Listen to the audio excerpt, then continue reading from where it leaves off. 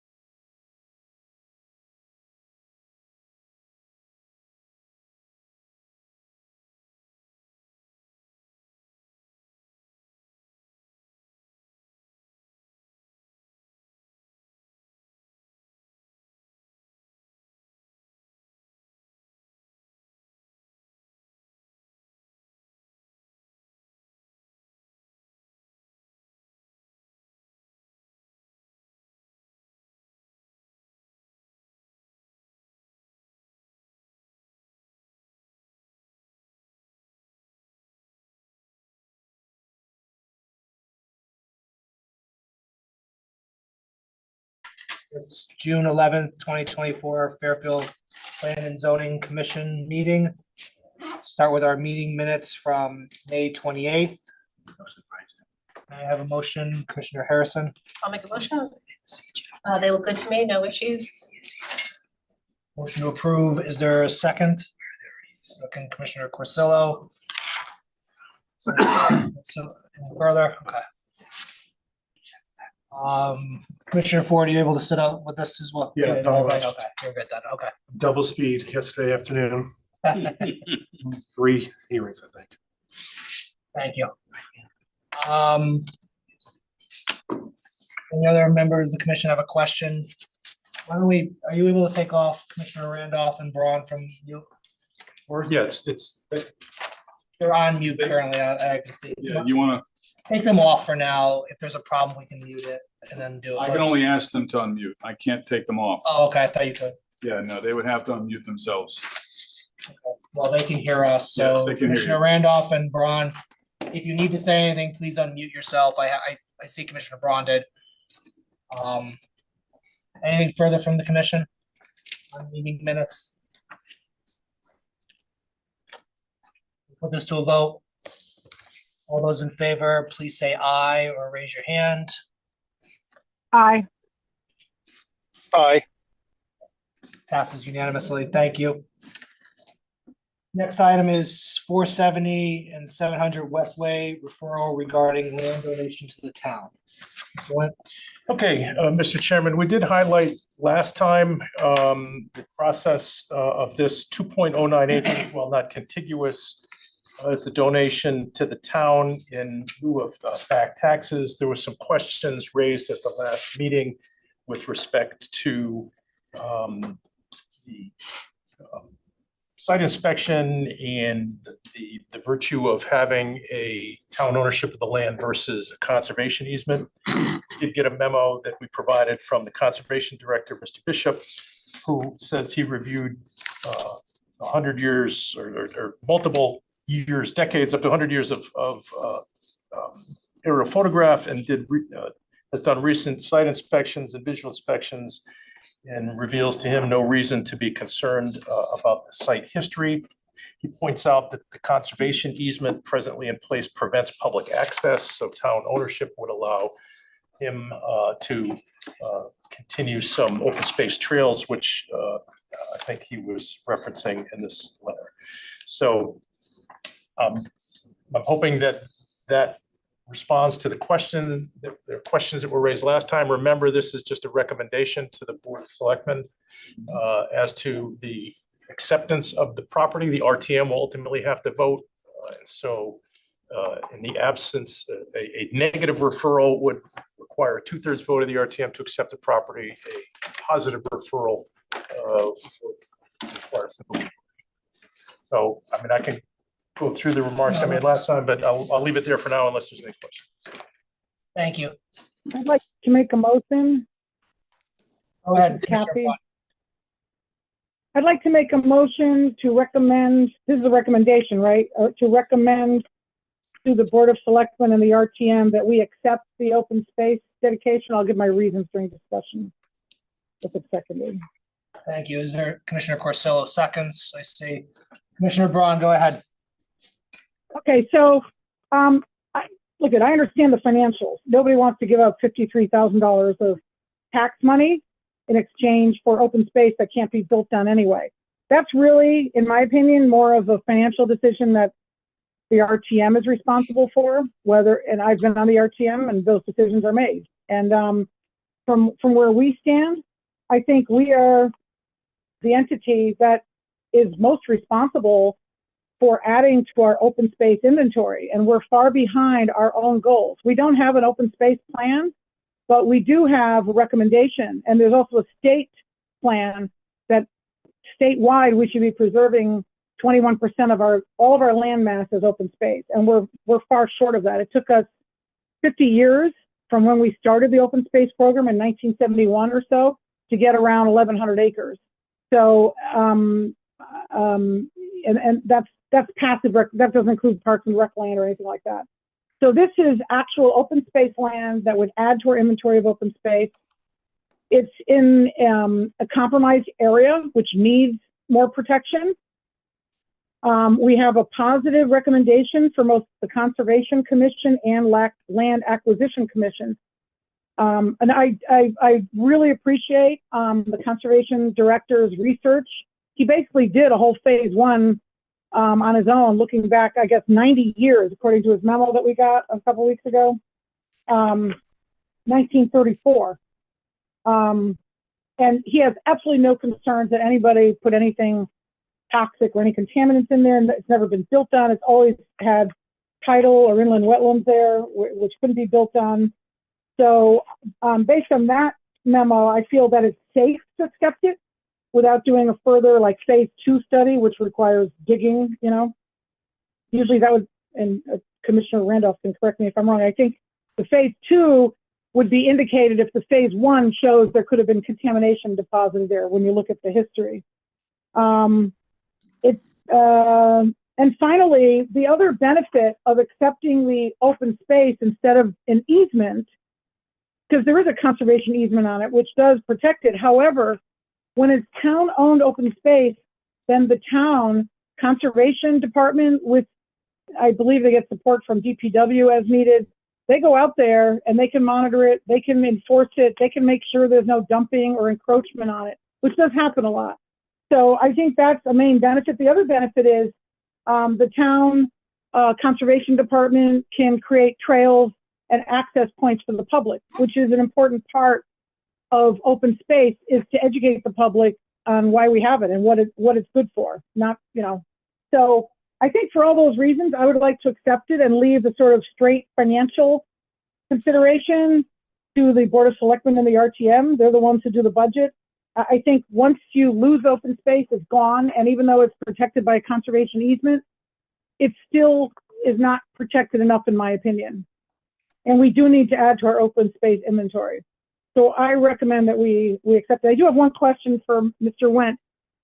If there's a financial concern of anyone on this commission, can the RTM change the terms of the deal, or is this the deal? $53,000 or whatever the current taxes are in exchange for the property?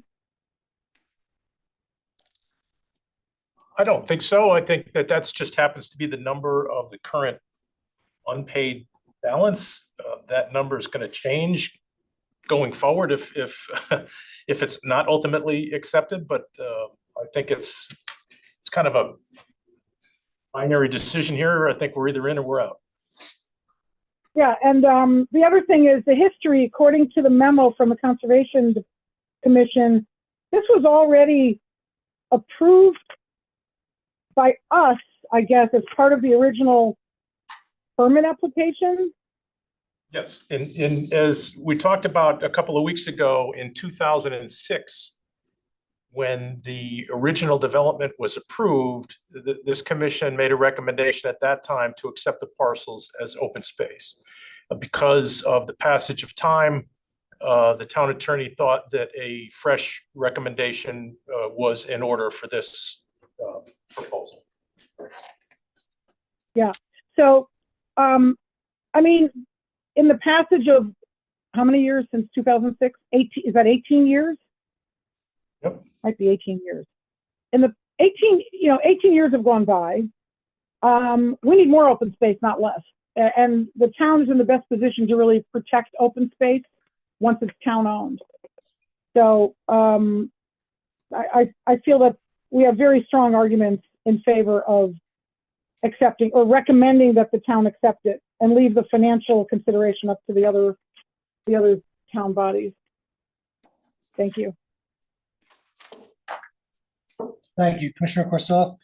Yeah, I was already in favor of accepting this, but I found the conservation director's letter very helpful. I think he indicated that there will be a new walkway, a walking trail installed at some point in the future, and the addition of this is going to double the open space area that residents will be able to access. So I think from a land use perspective, it makes sense. And I think he also suggested that there was a gap in leadership, which was likely the reason that this was not previously accepted for donation to the town, which would have, had that been done at the time, that would have sort of avoided the whole issue of the back taxes to begin with. So again, I think this is a good decision, and agree that the Board of Selectmen and RTM can weigh in on the financial aspect of this.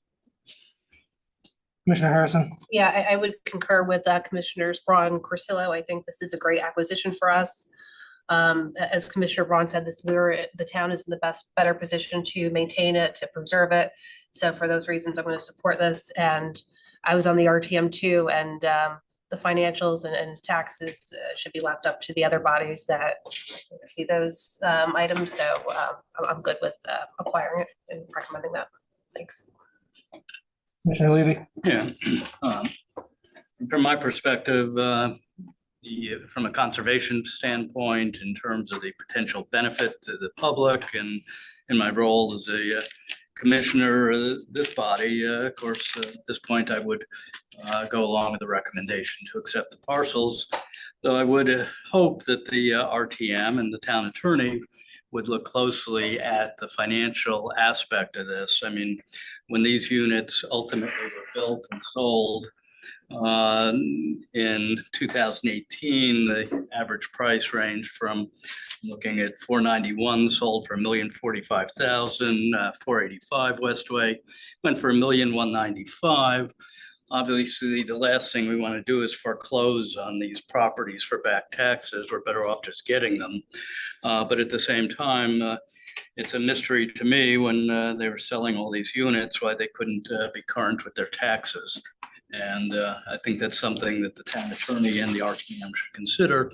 And I think an appropriate resolution, particularly with the history of this parcel, might be that the parcels would be accepted in lieu of the taxes, but they also might make a $50,000 contribution to our affordable housing fund. That would be my thought, but that would be one the RTM should pursue, and perhaps that could be conveyed to the appropriate bodies and the town attorney.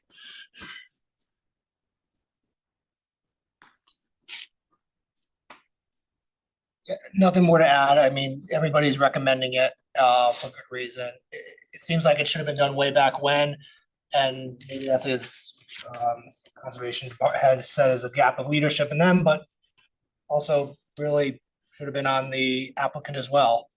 I mean, I don't know why 7 years or however long has been gone by and tax bills have accrued and nobody cared, and he didn't care, nobody cared. You're not a nobody. I mean, we didn't know about it until now, and I would echo Commissioner Levy's point. That can be conveyed as well. It just doesn't sit right that it was left for so long and taxes occurred and nothing was done about it previously. And yeah, I guess maybe it's on the town somewhat, but I would put that on the taxpayer much more than us.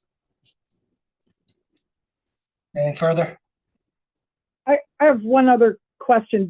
Mr. Wendt pointed out that if the RTM chooses, or the Board of Selectmen, I guess, they could decide, the whole thing could be changed. These warranty deeds have already been proffered, right? The original deal was not a quid pro quo. you give up on the taxes and we'll give you the property. It was part of the original conditions of approval, wasn't it?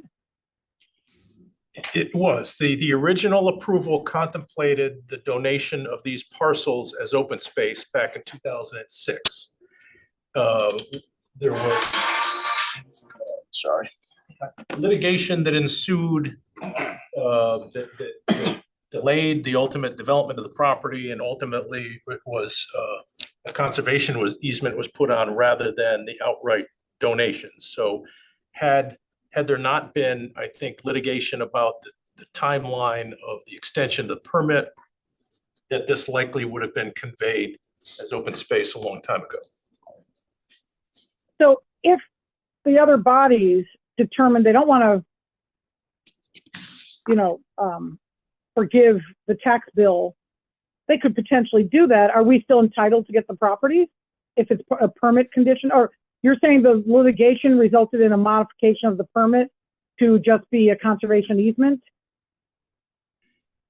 I'm not exactly sure the dynamic that played out there, but to answer your question, that this deal anticipates the conveyance of the property for the forgiveness of the taxes owed.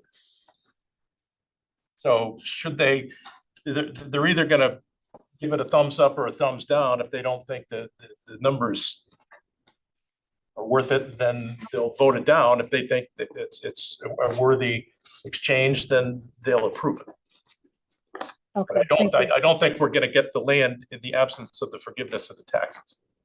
Well, I mean, listen, we don't need to go down too much of this road because one could question what the actual consideration is if we were supposed to get the properties to begin with, but that's more complicated than we need to get into, I guess. Okay. Anything further, or can we put this to a vote? Yeah, I've got just one clarification question. Mr. Went, are you certain that there's no environmental issues on the property, that we're not gonna, that the due diligence that was done was satisfactory? That is the opinion of the conservation director, yes. And is he qualified? Is he a PE? He is a certified environmental professional and a certified ecologist and a wetland scientist. It's so he would have, nobody's dumped anything there that we're.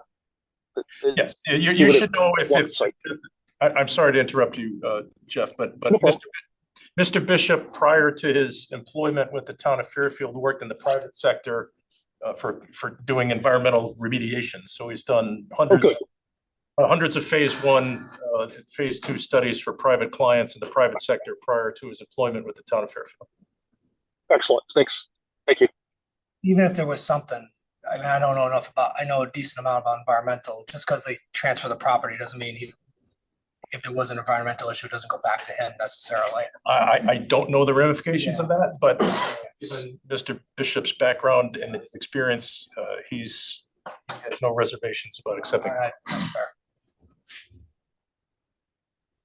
Anything And by the further? way, that could also, I was going to say that could also be a question that the RTM asks as well. But I feel satisfied that he's an expert in his own right. Anything further, or can we put this to a vote? All those in favor of the motion for a positive referral of accepting the land donation, please say aye or raise your hand. Aye. Aye. That's 7, passes unanimously. Next portion is new applications recommended public hearing, 51 Commerce Drive. Special exception, special permit and coastal site plan application of Gengris Realty LLC pertaining to additions and alterations to an existing building or an automobile dealership, design industrial district and Commerce Drive district. Mr. Wendt. Okay, 250 Commerce Drive is a large parcel that's adjacent to the post office building down on Commerce Drive. Gengris Realty are the successor owners to the SCAP Auto Group. If you're familiar with the SCAP Group, they had 3 buildings up on Tuxas Hill. They own this building And for a time, SCAP operated their used car sales out of here. What Gengris is proposing is an addition and alterations to the existing building to kind of bring all of those dealerships under one roof here at 251 Commerce Drive. That does require a special exception, a permit for fill and coastal site plan, all of which require public. Is this the same? I have a question. Get a motion on. Can I have a motion, please? Commissioner Corsillo, Move to recommend the public hearing. second, then Commissioner Harrison. I'll get to Commissioner Braun. Commissioner Corsillo, Hearings required. hearings required. Commissioner, Same, yeah. same. Commissioner Braun, go ahead. Is this the same property where, which dealership is there now? Is it a, It's vacant presently. It's a large T-shaped building that was formerly occupied for used car sales for SCAP, but it's been vacant for quite a bit.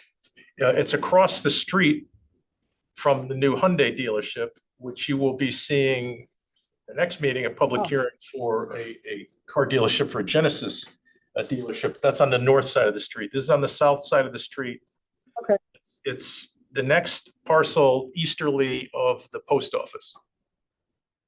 oh, but isn't that where the Vespa dealer was that we approved? That's on the westerly of the Oh, okay, okay. yeah, It's same in that general area. same general vicinity.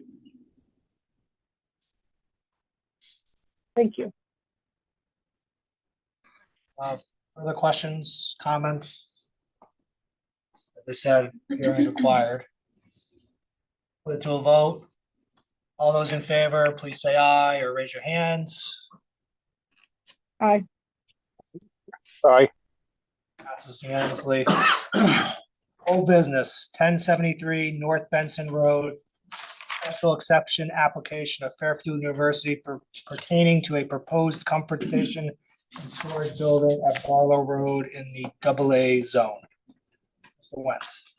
Okay, Mr. Chairman, Barlow Field is an athletic field on the university campus at the corner of Round Hill and Barlow Roads. Existing bathroom facilities consist of 2 porta potties located north of the field near the parking lot at the Round Hill Road driveway to campus. Storage for athletic equipment is currently housed in 2 large metal storage containers on the easterly side of the field between the field and the parking lot for the former Dolan School of Business building. University seeks to construct a new 18.5-foot by 32-foot bathroom facility and a 12-foot by 50-foot equipment storage building to replace those aforementioned facilities. The 2 buildings are proposed to be located on the easterly side of the field, perpendicular to and approximately 130 feet from Barlow Road. The site was chosen, as reported by the applicant, for convenience for players and spectators. Building location is in a relatively flat portion of the site between the field and that former Dolan parking lot. There will be minor regrading of the slope between the structures and that parking lot. The buildings are proposed at field level, with the height of the bathroom building at 17 feet to the peak of the roof, and the storage building is 14 feet to the peak of the roof. Both buildings are proposed to have fiber cement board siding and asphalt shingle roofs. The combined, as you heard, the combined increase in impervious area is 1,450 square feet. The drainage for that increase is proposed to be detained in a new underground detention system that has been sized to the satisfaction of the town engineering department. The applicant stated that there is no proposed expansion of field use and that no seating, no field lighting, no scoreboard, and no sound system are proposed. There are fully cut off light fixtures proposed for building code above the doors to both buildings. The applicant stated that those lights would not be on when the field is not in use, and the facilities would also be locked when the field is not in use. Public comments centered on drainage concerns that arose from the field's conversion from grass to synthetic turf in 2015, as well as potential visual impacts arising from the proposed construction. The applicant's engineer provided a historical review of the response of both the university and the town to drainage issues for Barlow Road neighbors across the street, and it was the engineer's opinion, the applicant's engineer's opinion, that the proposed drainage for the new construction would not exacerbate any off-site conditions. There were a variety of photos submitted by neighbors as well, concerned about the proposed building being visible from their homes. While the existing field is well screened from Round Hill and Barlow Roads, the university agreed to continue the large arborvitae plantings further along Barlow Road as they stop where former fences met. They have agreed to continue that screening to help screen from two adjacent neighbors that aren't presently screened. Relevant standard considerations for special exception are as follows. Number one is the location, type, character, and size and use of the buildings in harmony with and conform to the appropriate and orderly development of the town and neighborhood, and not hinder or discourage the use of adjacent property or impair its value. Two is the nature and location of the use of the buildings and structures such there is adequate access for fire protection. Three, are the streets serving the proposed use adequate to carry prospective traffic without creating undue congestion? Four, is the proposed use in compliance with the POCD? That is all I have at this point, Mr. Chairman. Thank you. May I have a motion on the item? Commissioner Porcello, Move to approve with the condition that the university completes the plantings that it's agreed to complete the screening for those two additional neighbors. we'll bet that as what? Let's get a second first.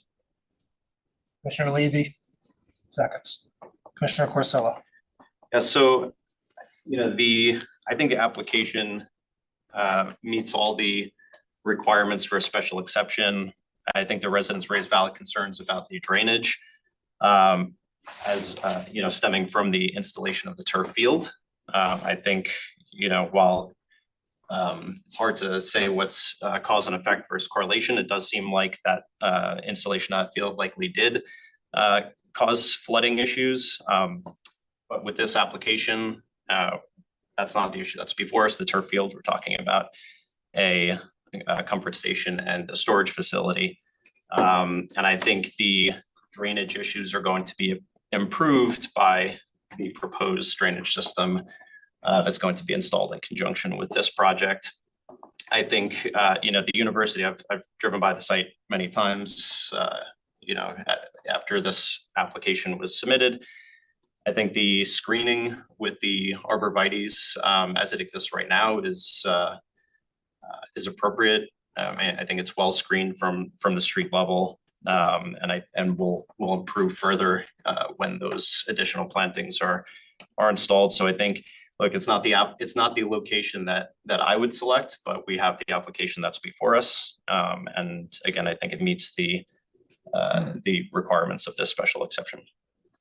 When you say screening though, The arborvitaes. the arborvitaes along Barlow Road, anything that needs to be filled in the gaps and then extending, I'm not sure which way, but extending towards Round Hill. I'm Road. assuming we're talking about That's that it. gap with the where the fences, the chain link fences. Okay, That area. so fill in the gaps, and was there an extension to south fence and that was needed, but okay. Second was Commissioner Levy? Yes. Yeah, I concur with Commissioner Carcillo's statements. I've ridden by the site a number of times, both by car, by bike, and the existing screening is substantial. I do appreciate the neighbors' concerns and the fact that they would prefer that it be moved further north, but based on the sideline setbacks there, the building would be far more visible if it was 50 feet from the street over there. This way, I think the existing screening and the current placement will actually make it less visible to the community. The buildings, are modest and, they're 18 by 30, 50 feet, but they're basically modest in height. So it's not like, not likely to my mind to impair the value of the surrounding neighborhood homes, nor is there any evidence that would be the case. And I think the need was presented by the applicant, and it's an obvious need for the university to provide for, the comfort of the students using the field and the various, parents and observers. So I think it does meet the criteria, and based upon that, I would approve it. I have a comment. Yeah, let me just jump in quickly. I'll save my comments at the end, but there were some other conditions of approval I wanted to put out before that were suggested by the applicant that I just wanted to put out for everybody to consider instead of doing it at the end. One was only lighted when the field would only be lighted when it was in operation.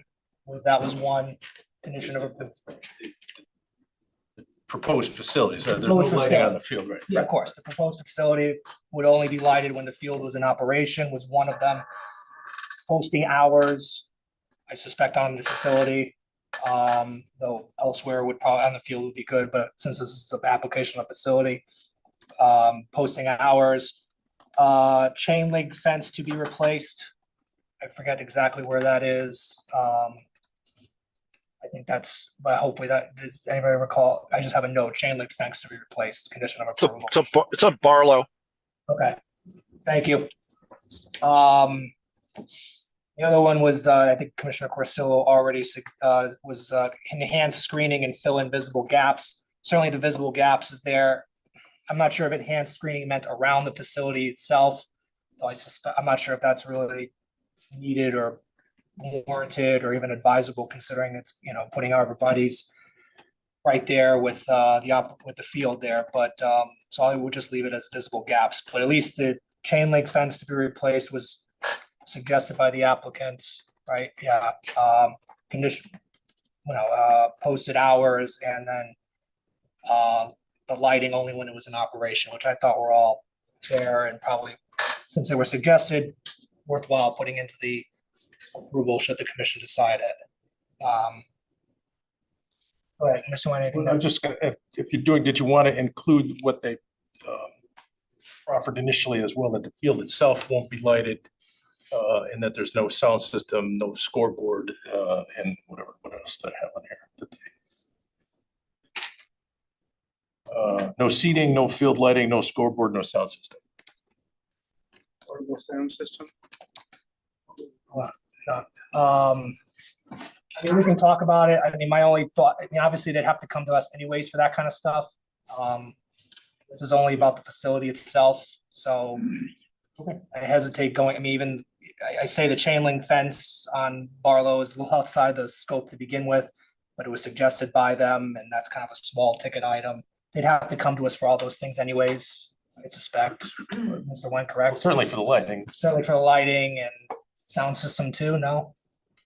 Well, assume if there was going to be some sort of sound system, there'd be some sort of building that it would be attached to. Typically, it'd be like a press box type of thing. All right, well, I'll leave that, at least, Okay. any thoughts? I mean, at the I'm very least, comfortable with the hours of operation, the chain link fence, the lighting during games and hours of operation, and enhancing the screening to fill the visible gaps. I think some of the others are beyond the scope of this application. I think these other items all relate in some way to the application. okay. We can talk about the other things as well. Feel free to do so, but I wanted to at least get those on there. Commissioner Harrison, sorry, Commissioner Collins, you're not sitting on the executive session here. So Is it old business, huh? it is old business. We have the 7 Oh, okay. commissioners. So who's coming on? That's you to it? All 7 regular members are up to speed on it. Oh, okay. Commissioner Harrison, go ahead. Yeah, I would say it does meet the requirements of the special exception. I agree with your addition. I would just also like to see, if possible, to see perhaps, and I know this is not binding, but maybe more increased public safety visits periodically, if that's doable. I know they're busy, but I would just like to see that. I was a little disheartened to hear that maybe communication wasn't as good as it could have been, so I would hope maybe in the future that could be improved. But I think there is need. I've driven by there many times. There are boys urinating in the woods. I don't think that's really a good look for Fairfield. So I think this provides a safe and, nice looking modest facility for bathroom facilities. Again, just would like to have better communication between the university and the neighbors. I know you guys are, but this is my only thing I didn't like hearing. So thank you. Commissioner Randolph. Just one clarification on the landscaping issue, if we could recommend that a landscape plan be submitted. Would that plan be reviewed? Just from So recommendation, not a requirement. no, I understand. So the recommendation, that's to then Commissioner Corsillo to have a recommendation for approval of the landscape plan. If that, the end language at the end of that works, then it's fine with me. You've had a recommendation, not a requirement. Yes, I am, yeah, recommendation, landscaping plan be submitted and available to interested parties. Yeah, we said that at the last meeting, correct, right? I think. Well, we said it, but now we're Okay. kind of discussing So it. are you saying you want to review the revised landscaping plan, or you just? No, that is part of the recommendation that the applicant submit a landscaping plan for review by interested parties. So Well, they're gonna have, I guess they're gonna have to probably submit it for the condition of approval with the, I defer to your process. I mean, I understand what you're looking to do in what they have offered to provide. So I think you're either gonna have them submit it to us for our review, or that you want to see it again before you give it its final I blessing. would say an administrative review is what you're looking for. Yeah, so just. an So I don't think it needs to be said. I think the condition that's on the table satisfies that. Thanks. Commissioner Ford. I've been going to this field for 7 years. Lacrosse football practices there. I spent 7 years watching boys pee in the trees. I was there today. This afternoon, I drove by, took a slow move around. I think this is an improvement over what's there now. You can see it's not a metal storage container. It's a tractor trailer. That's what's there. You know, it might be one or two. You know, so I think that's an overall improvement. Plus with the additional screening. Fairview's done a great job with the screening. You can't see the field. I drove all the way around it. You can't see it. There is one gap, and I think there might be 2 or 3 small trees there now that over time would grow in. I don't know if that's contemplations to replace those with more juvenile trees. I don't know. And extend it. I have no problem. Fairfield will be approved that dorm earlier this year, and they screened that on top of the berm. So one thing Fairfield does very good is screening, I think, because I've never seen such thick, tree. You can't see in, you can't see out. I was there, the meeting started at 6:30, 6 o'clock. I dropped my son off for his lacrosse practice, saw a kid peeing in the trees. I mean, I wouldn't want to live across from that. So I think this is a major improvement, to have it is, sir. To have a bathroom for the public's use is a sanitary issue for me. And I agree with Commissioner Harrison. This is not what Fairfield is, so I approve it. Can I make one comment on that gap situation that we had? Clearly the large arborvitaes that progress down Barlow Road stop at a point, and they need to continue farther down, and that's the additional landscaping. There was a photo on the Round Hill side where there was a gap at the taller level. There was reference to there's a water service line there that there was a gap in the larger arborvitaes. There's a smaller arborvitae tree that's been planted on the Round Hill side. It's about half the height of the taller arborvitaes, but it's there. It will fill in, so that tree is there at a higher height. At the second floor level, there's still a gap because that tree is probably 12 to 15 feet in height today. The other larger ones are probably double that size. So they have put it. Yeah, I'm talking about Barlow. There's a gap. And on Barlow, the large things, the large plants stop. And the applicant has said that they would continue that further down to complete. That's what I would anticipate that the revised landscape will show. And to be clear, extending it down Barlow is part of the condition of approval. Yes. That's because that's what I was. That's what I understand. That's what I understand as well. I have a comment or two comments, but any other further comments? Yeah. I have a comment. Go ahead, Commissioner Braun. I see this as being in the wrong location. It's, the proper location for this is up where the existing porta potties is. It's flat. It's near the other amenities, parking, access. It would not affect the property value because the only property nearby is the property owned by the university. And there's plenty of room to even put more screening. I've driven up there a few times and took tons of pictures. I feel like the location that it's been put in, it's, you know, you're talking about 1,450 square feet of impervious surface right in the area where all the flooding occurred in the past. It just makes a beeline right down there. I am not, I do not know, and I don't think anyone can predict if this could add to the flooding problems or if they've even been resolved so far.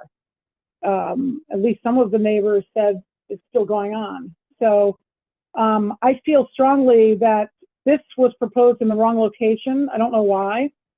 It's the logical place is where the current porta potties are or somewhere up in that vicinity where you have access, where the people come down from the parking lot. And that would satisfy the special exception requirement of being more in harmony with the neighborhood. I also feel like they said they would have to cut 2 trees. I think they have to cut more than 2 trees, and I think they have to do a lot of grading. I did not see a place where you could put a 90-foot structure when I was on the site. It's going to be very close to the field, which I don't think is safe, although they said maybe it's right at the 25-foot mark. I don't think that's a good place to put this facility. You certainly could not put screening between the facility and the field. There's not room. That would be within the 25 feet anyway. So I think it's going to require too much grading. It could pose a bigger flooding issue again that may or may not have even been resolved. And you could move it up the hill where the other one is and make a very attractive university building like all the other university buildings along Round Hill Road. And this will not affect any of the neighbors because there's no neighbors. The only house that's across the way is a very large property that's owned by the university. So based on that, I would like to amend the motion to approve to simply change the location to the vicinity up above, off of the parking lot, off of Coughlin, and provide adequate screening if needed from the road. And I'm hoping we can have a discussion on that because that's something that was raised, but we really haven't talked about it. It would not be a big deal just to move it up there. You'd have to cut no trees down. It would not be in that line of fire where the water was flowing down across the road. And we saw plenty of videos and photographs and everything else. This is right there. I'm looking at an aerial that was provided to us. Very long buildings with, impervious surfaces and a direct beeline right down to where the flooding has always occurred. So I'm making a motion to amend the approval to move the facility up to the upper quadrant. I guess you would call that the northwest area, and provide adequate screening. And then I think it should be approved. Well, let me ask this. You can't really make it. Right now we have a motion on the table. I'll ask Commissioner Corsillo and Levy if they wish to amend at this point. I have some comments on it. So let me just ask if they're willing to amend. Respectfully to Commissioner Braun, I don't think it's an appropriate condition because I think like I said, when I made the motion, this is not the location I would have chosen, but it's the application before us and it meets, in my view, all the special exception requirements. So I don't think it's appropriate to condition the approval on requirement to change the location. Okay, let's stop there then. Yeah, I mean, let me just. Point of order. How can we procedurally do that? I'm not really understanding. I don't know that we can. I don't know if we can do that. So that's a moot point at this point because That's the only remedy. that would have been, let me just put it this way, it would have been tricky. But it's a moot at this point. So when I had asked this question on rebuttal, where I wanted it was tucked in right by the arborvitae's in the, if you're looking at an aerial map, upper left part. I thought that would have been an ideal spot, and the simple response was incorrectly that setbacks prevent it from being there. It was a 50-foot setback, so you're going up into the hill a bit, which, you know, obviously is a much different application, much different drainage. You are now potentially affecting water flow at that point as to where it would go. And I don't know if it would make it any better or worse. I suspect it would still make it better because water is still being put underground like it is here. But certainly a lot more regrading. It's certainly right in the middle. I think Commissioner Ford is the one, or was it Levy, who said, now you're putting it up more on a hill, and now your mature arborvitae are much less productive and efficient in preventing the views. 25 feet where they have it off the field, you know, I would certainly prefer more, but I'm not an expert in, you know, proper fields. I mean, I can think of basketball fields and other fields that I've been where it's a lot tighter. There's some reference to an authority that said 25 feet was the right pace, so I'll leave it at that. But I think this is, unless they were going to go for a variance to get it in the area kind of where I described, which probably doesn't work simply because a suitable place is identified by this application, let alone the application itself. I don't know where else it could have been, because I don't think in the middle of that hill, on the, I'll say, top part of the drawing north part of the field is an appropriate spot for it, for a variety of, as the reasons I outlined. But I mean, otherwise, I think this meets the criteria for special exception.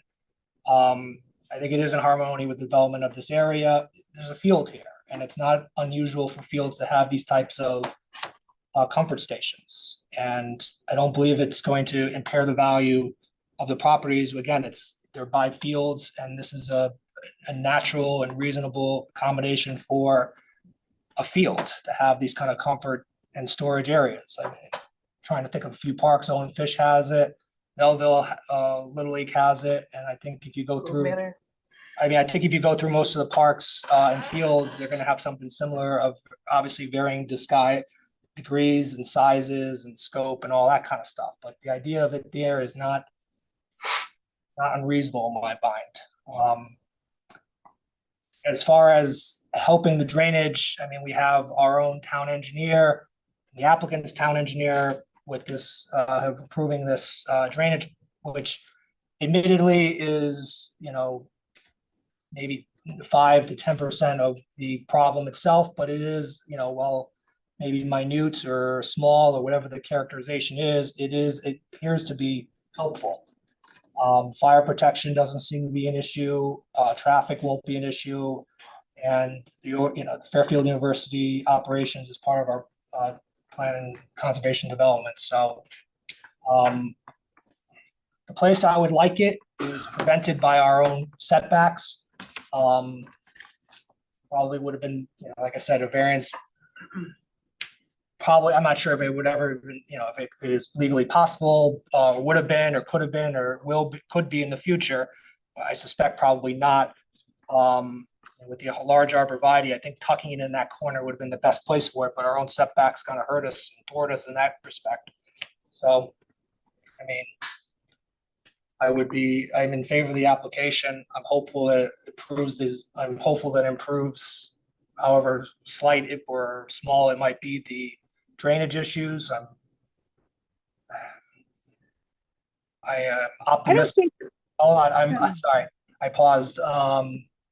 I'm optimistic that with the town and the university seeing the drainage issues in the area, and that there have been efforts, and while maybe not as quick and as effective as everybody would prefer them to be, neighbors especially, there has been some activity, which in itself is, you know, a good thing. And I'm hopeful and optimistic that that will continue to happen. Things are never perfect, and not, you know, go every way we want all the time, but there is dialogue and communication and activity, and that in itself is a good thing. That's not always the case. Commissioner Braun. I mean, unfortunately, we were not given, I don't think, topographic maps, but when I look at the aerial and I remember the photos that I took, I think where that pathway is that people walk down, there's like a kind of straight line. That looks like it's about 40 feet, and another 10 feet would be 50 feet. I don't think that's where the hill is. And the closer you get to the parking lot, the more flat it is anyway. So I don't, and it's a long, narrow building. You could move the whole exact thing that you have there and just move it up there to the right, to the sort of like north east of that pathway that goes straight down to the field, halfway up the parking lot. That looks like it's about 50 feet. And you wouldn't have to do much. You wouldn't have to cut a single tree down. And I haven't seen anything in the plan, echoing what Commissioner Randolph said about replacing any trees or shrubs that are cut down. I don't know, did we make that as a condition of approval that they would, I'm not talking about screening, I'm talking about what we did with Faber Hall. They have to replace an equal amount of trees and shrubs somewhere else on campus to make up for whatever they cut down. I don't know if that was made a condition of approval, but it wasn't being proposed. But the fact that they have to cut, that they have to regrade, and that it's so close to Barlow Road, where exactly the water was flowing over, is very troubling to me. And I believe it is in our authority to either say, come back with more detail on why you can't do it up there, or to say, we want you to submit a revised plan up there, where the most logical place is that it should be, where the existing ones are. Can you tell where the 50-foot line ends? I think it's a little bit beyond that pathway. And I don't think that's where the hill is. And again, you go closer up to the parking lot of Coughlin, and it's quite flat right there.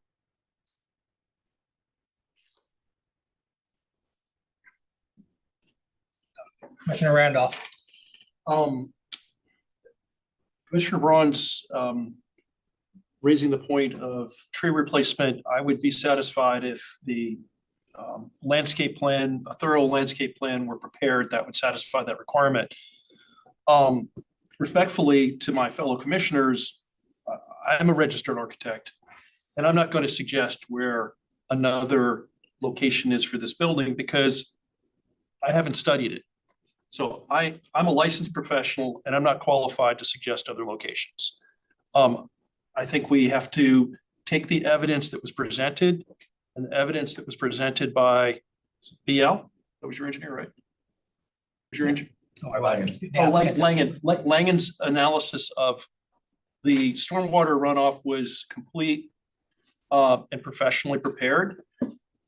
It satisfied my requirements, but I think it is beyond the scope of this commission to redoing site plans. We could reject a site plan, and if that's the motion, we can do that. But in terms of micromanaging a site plan without having the professional skills to and the background information to suggest alternate locations would seem to be beyond the expertise and ability of this commission. I also, since I wasn't going to say this, but I'm also extremely disappointed in the lack of collaboration between the university and the neighbors. I hope that this last set of plans can perhaps be a bridge with them. I know that this project triggered a lot of, it gave the neighbors an opportunity to share some of their numerous concerns with the university, how they're being treated, how they're being communicated with, how they're not being communicated with. And I hope that our conditions to require that, or I should say recommend that some additional landscaping plans be presented as an opportunity for the university to perhaps build some better relations with the neighbors. So I'm not adding any conditions, but I am expressing my concern over this commission's suggestion to redo the site plan with any specific recommendations, because it's beyond our expertise and it's beyond the scope of what we're engaged to do here. We can either reject it, tell them to come back, or we can accept it, is just my Understood. viewpoint. Thank you.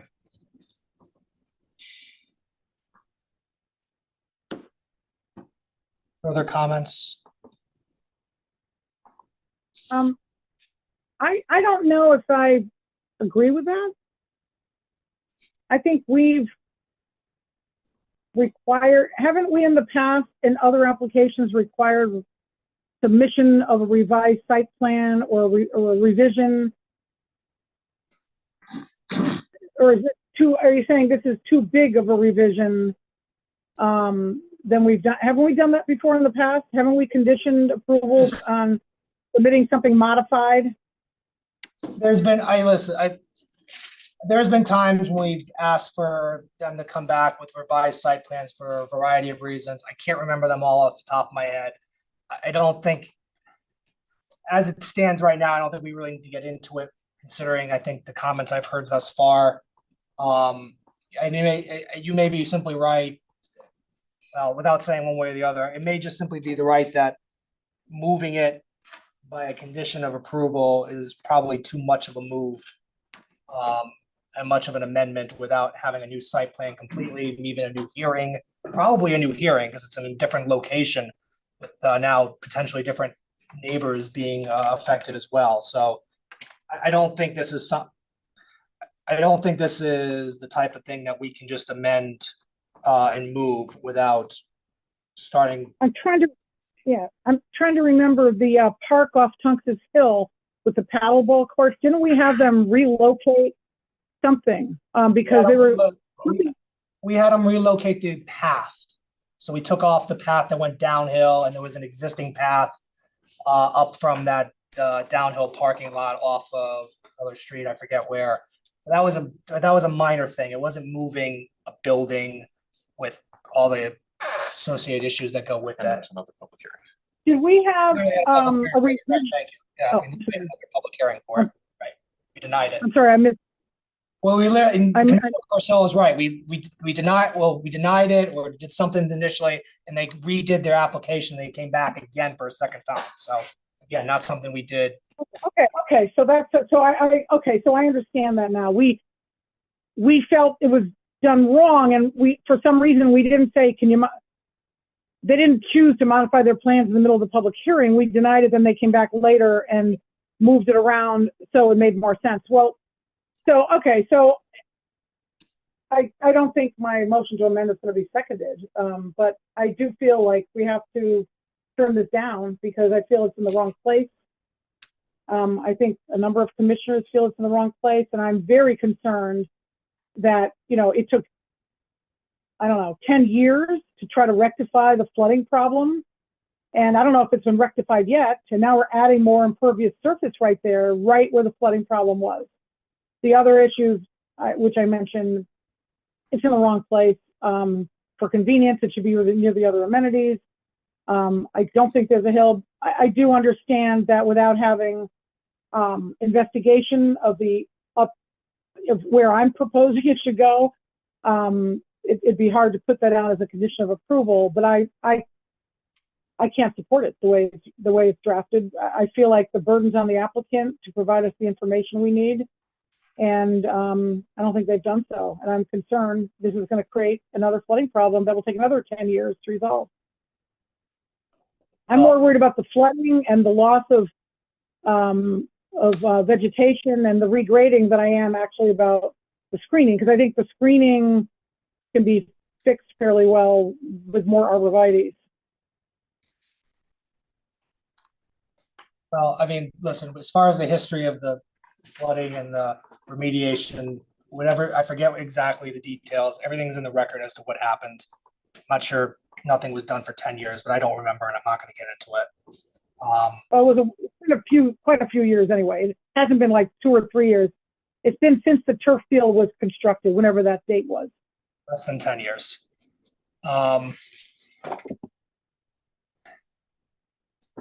And one other point I just want to make, can I just make, Go ahead. one more point?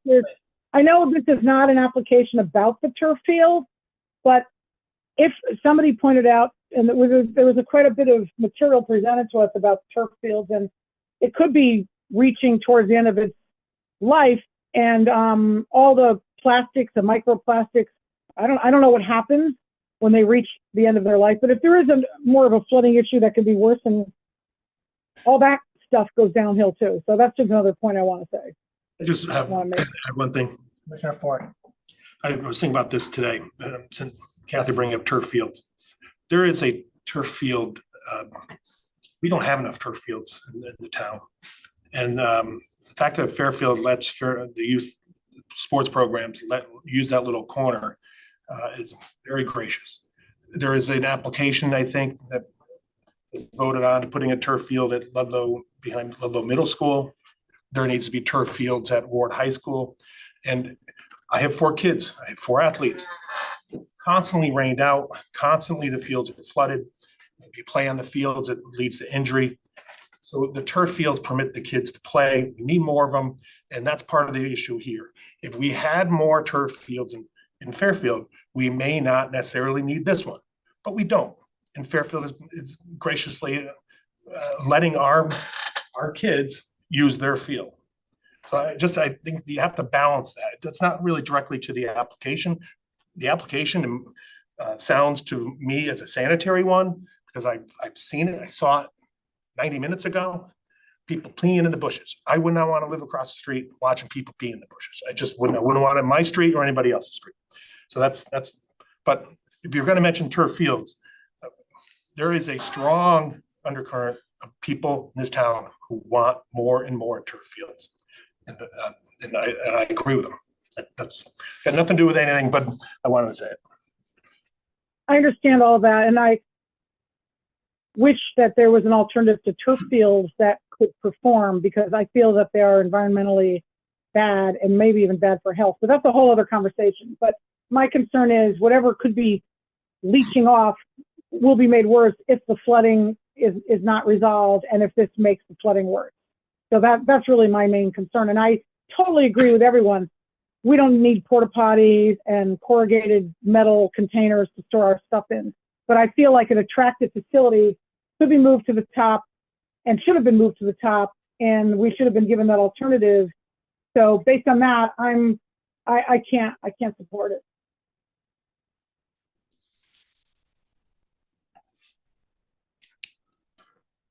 Anything further, or can we put this to a vote? Motion on the table is to approve with conditions of approval and recommendations as stated. Anybody need that repeated, or we're good? Yeah, you repeat those. Condition of approval would be the facility is only lighted when the field is operation. Oh, not just lighted though, but opened, right? So I lighted, not just lighted, but opened as well, Commissioner Corsillo. Is that a good one, amendment? Leaving amendment, so it's lighted and open when the field is in operation. Condition of approval, post hours on the facility or on the facility. Chain link fence to be replaced on, what was it, Barlow, and enhance the screening, either filling in the gaps or extending it down Barlow. Was there a fifth a condition of approval? So, Landscaping? The recommendation. and then the recommendation was the landscaping plan. I don't know if there's, I think that was all the 4 or 5 that I just listed. Commissioner Harrison? Yeah, sorry, and I don't want to micromanage the university in this facility certainly, but do you recall, is this gonna be locked when it's not being utilized? Okay. That was added on to the. Okay, I just want to clarify. And That's what I just said, yeah, Okay, that's sorry. like, no, that's okay, because I said lighting, it was not, locked was not in there, but we, it is now. Okay. All right. All those in favor, please say aye or raise your hands. 6 hands opposed. Opposed? Opposed, so six passes 6-1. Thank you. Let's take just a few minute break. The next item is a P O C D update. One zoning compliance. Did I miss one? I missed one. Let's do zoning compliance then. Thank you. 1565 Post Road, application of Zhao Cheng Zhao pertaining to an outside seating for an existing restaurant, Hongshan, Center Design District. Okay, Banchan received an administrative approval for outside dining under our COVID protocols. They're now seeking formal approval to continue that use. The area is approximately 100 square feet, which is well below the permitted 400 square feet before triggering additional parking requirements. They do have a railing enclosure around that they've used in the past. There was a picture in materials that showed that. And in our view, there's adequate pedestrian passage and there was no experienced issues with their previous use. That's all I have, Mr. Chairman. Thank you. May I have a motion, Commissioner Harrison? I'd like to make a motion to approve this seating. I was actually there the other night and I thought it looked fantastic. So they've done a great job. It's a great result of the work we did to amend our outdoor dining regulations. So happy to see this. Thank you. Seconded by Commissioner Corsillo. Agree with Commissioner Harrison. I feel like this is every meeting lately, we've had one of these for in the same area, which I think is encouraging. Great to see more pedestrian oriented amenities in that neighborhood. Other comments or questions, excuse me, from the commission? Is this, Go ahead, Commissioner Braun. I'm trying to figure, is this next to Quattro Pazzi No, or, further, it used to be Chef's Table back in the day. oh, and there's room on the front sidewalk for these tables, like what, 5 tables it looks like? Yeah, there is. There's 12. There's going to be at least, there's a seam in the sidewalk there. There's at least a 4-foot or more passageway between. They've had this set up before under COVID protocol and it didn't prove to cause any issues. Yeah. And the Oh, this adjacent, is right next to the slant, next to Royal Cleaners, right? Correct. You got Royal Cleaners, you've got the crepe place in Banchan in that building. And did we just approve the crepe place also having outdoor seating? That sounds familiar. Like, Yes, that was a couple meetings ago, yes. okay, so this one will have 5 tables, it looks like? I don't know what the Diagram? seating arrangement will be, but it's about 130 square feet. Okay, so it's well within the 400, but it's Yes. also within the safety aspects of not being encroaching on the public sidewalk. That would be my opinion, yes. Okay, thank you. Commissioner Harrison. yeah, and just to clarify to Commissioner Braun, I was by there the other night and they're out there, the tables, and it's really nice and there's ample room for pedestrians to walk. So I don't see it posing any kind of safety issue. Just say you. Thank you.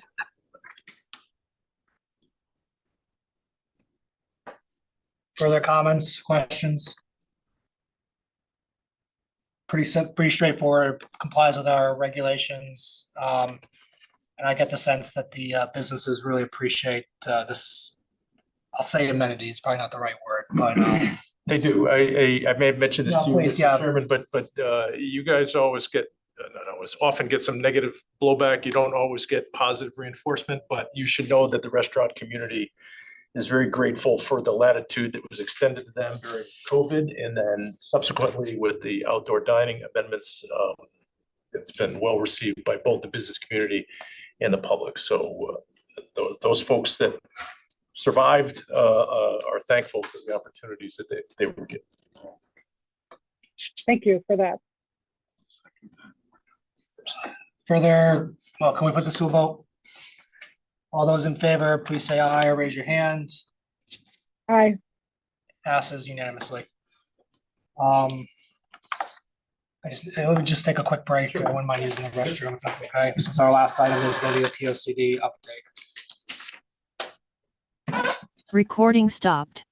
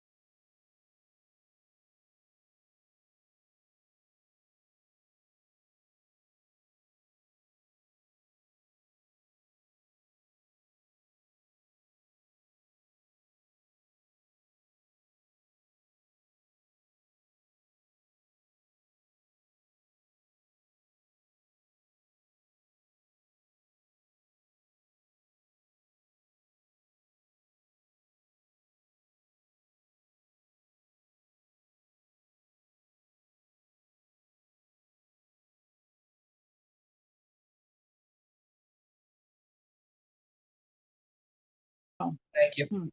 All right. Back on the record. All right.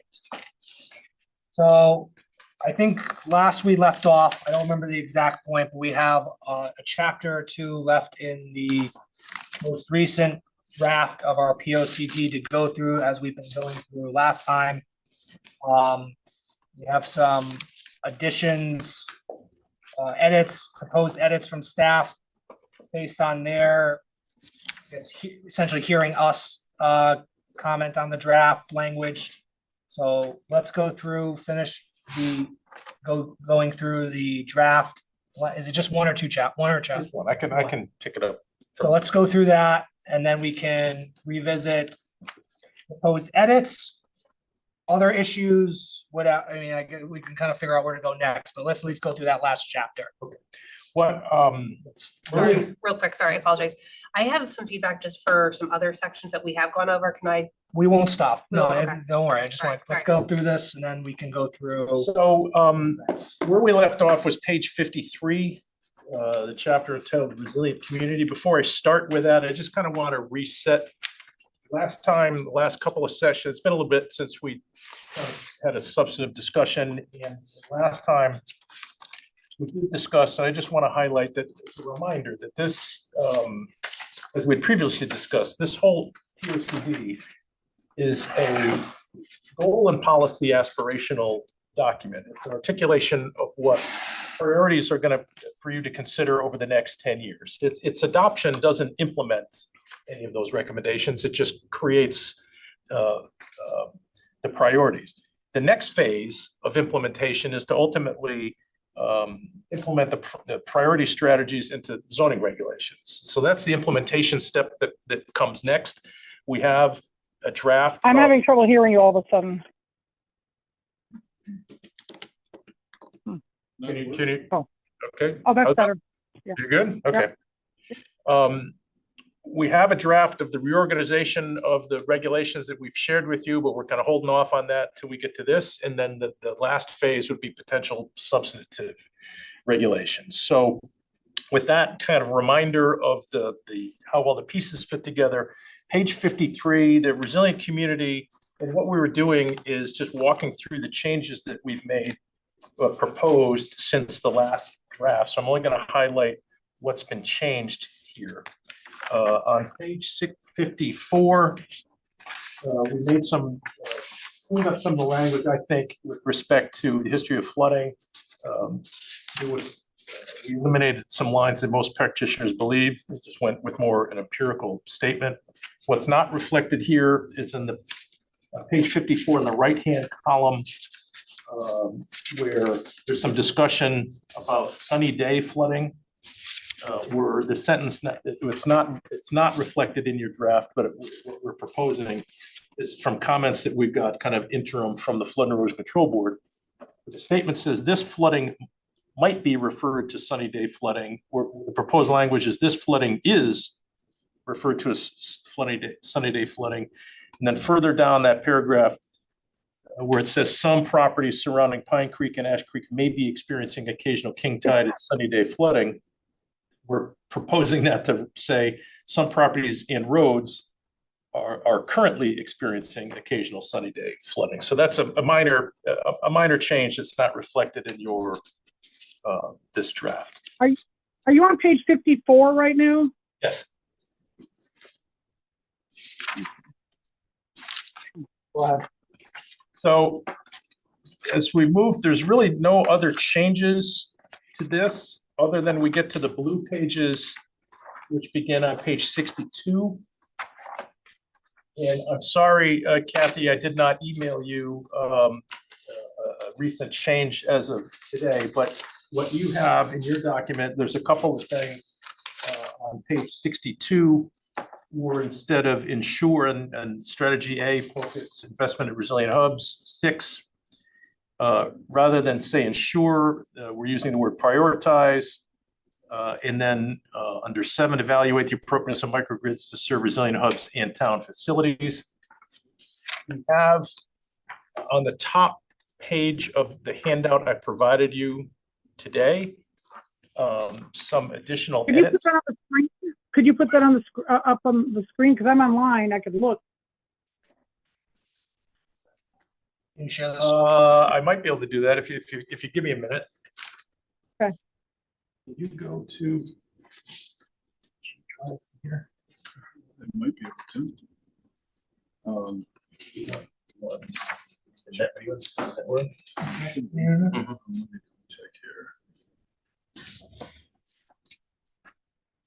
Do you have, no, do you have this available?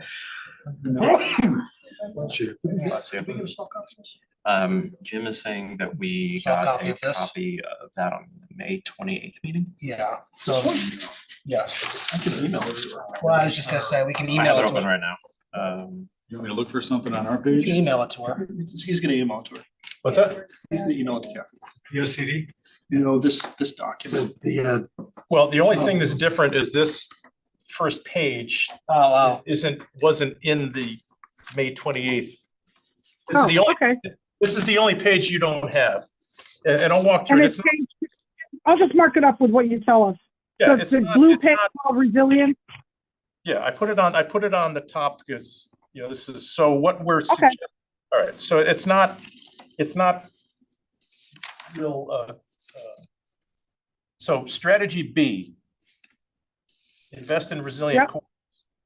We're proposing a third bullet, number 3. Okay. Create a summary roadmap to highlight potential roadway elevation projects. This all talks about resilient corridors, and this came out of some discussion again, with Flood and Erosion Control Board. So number 3 strategy under B, create summary roadway map highlighting potential roadway elevation projects.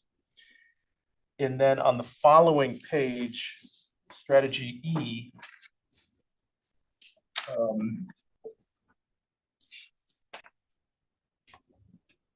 we are proposing to scratch the last sentence on bullet number 3. Continue to look for funding to advance segments of flood protection systems to reduce flood risk in the coastal floodplain, period.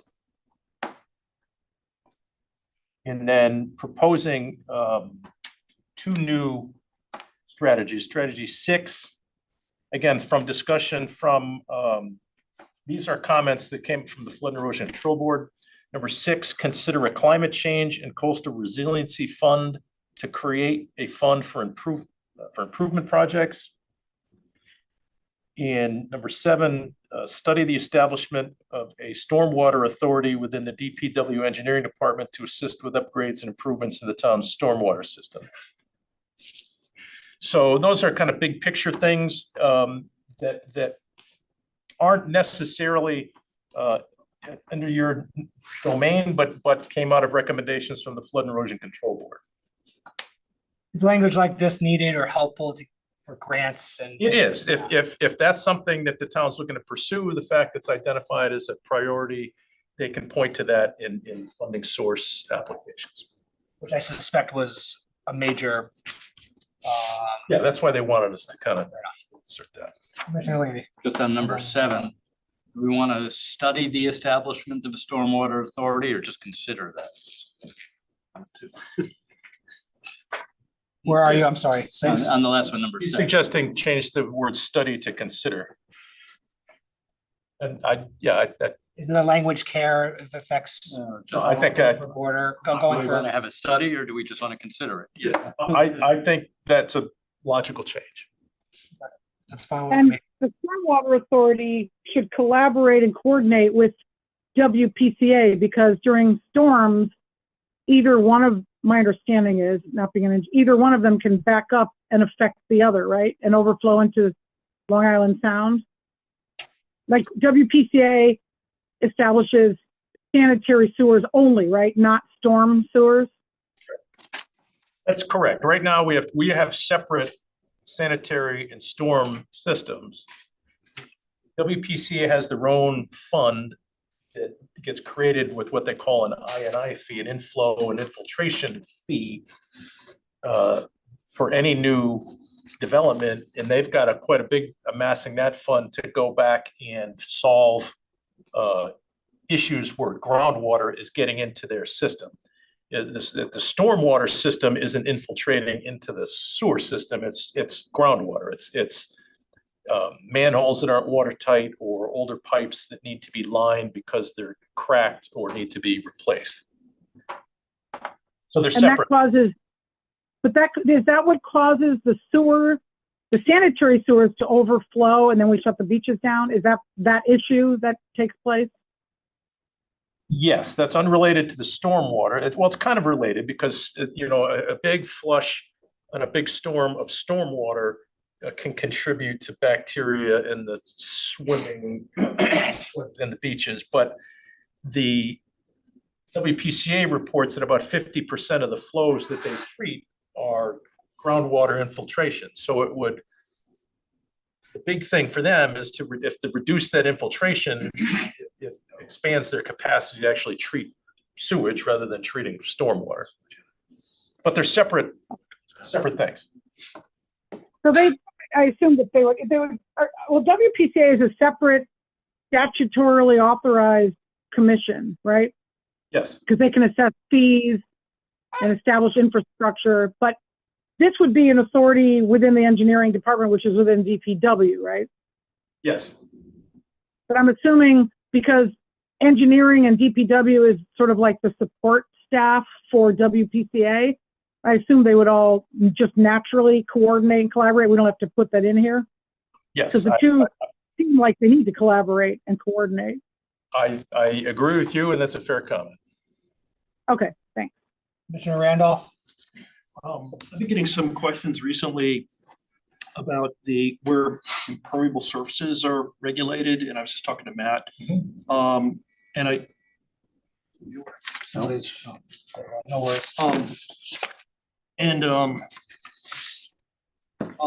So the impermeable surfaces, I don't believe are regulated in our current zoning ordinance, and other jurisdictions that I've worked in, they are. So I'm just wondering if that's been discussed or addressed anywhere in the POCD, because it's related to the capacity of the sewage of the stormwater system. So typically I've seen municipalities regulate the percentage of impermeable surface as well as the lot coverage. That is true. That is an option. I'm just flipping through to see this. It wouldn't be in this section. It may be in the, I'd have to get back to.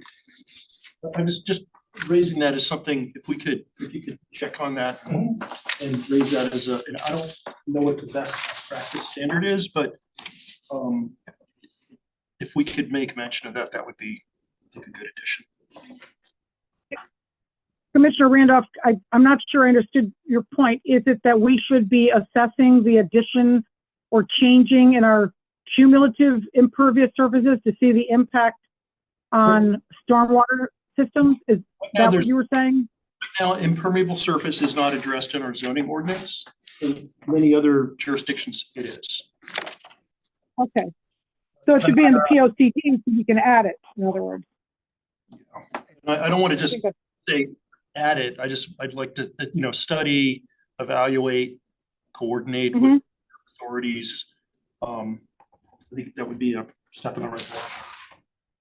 Okay, no, that's fair. I mean, we'll look into it and see if there's any reference of it. That for now when we get back to that. Even if it's something we circle back to. Yeah, just for information, what is it not a resilient community section? Is it someplace else? It may be referenced as I'm sitting here. It may be referenced in environmentally rooted community or other strategies there. Commissioner Harrison. Yeah, I think in this section, just maybe in the upfront section of this, could we just add more language just to talk about the prominence of being a shoreline community and just how it's one of the most important resources that we have, which is why we need to be a resilient community. I think that needs to be built out a bit more. And just talking about just how the shoreline, it's mostly resident, I don't know, just a bigger characterization of the shoreline. I just feel overall that it's really not I guess it's just not strongly worded throughout the POCD that we are a shoreline community. Maybe that's just my opinion, maybe others disagree, but I would just like that to be highlighted a bit more, especially this section. If others would agree. I see impervious surfaces in two locations. One is on page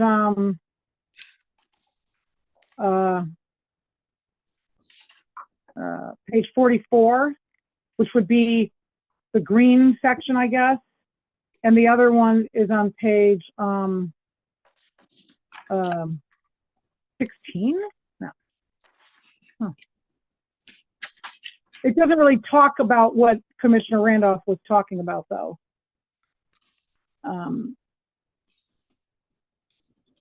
to Commissioner Harrison's point, I think making reference, I mean, we certainly talk about sea level rise and we get into that. I thought I saw something in our resources and natural habitats about the shoreline stuff. I don't. Right on page 44 at the top.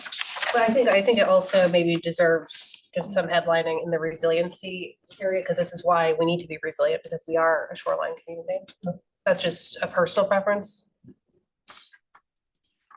Yeah, And we, I was talking to somebody on harbor management, and by the way, they're still preparing their review for us. We haven't gotten it yet, but they said something about shoreline. Maybe it was the same person. The 2016 POCD, which is the current one we have, is that has an entire section. I guess somebody, us or conservation, was supposed to come up with a shoreline plan, but the whole section that was in the POCD is like, I don't know, 8 or 9 pages long, all about the shoreline. It's probably worthy to at least have us take a look at what was put in. Is that what you were talking about, Commissioner Harrison? The current POCD 2016, which I think is up on the website, has the tail end of the whole POCD is all about the shoreline resource. It probably is worthy to take a look and to repeat, maybe not the whole thing, but I think what was in there, my recollection is saying we need a shoreline plan which is authorized by statute for us to create. I don't know who creates it, but it seems like we could use more emphasis in this POCD about just the shoreline in general as a comprehensive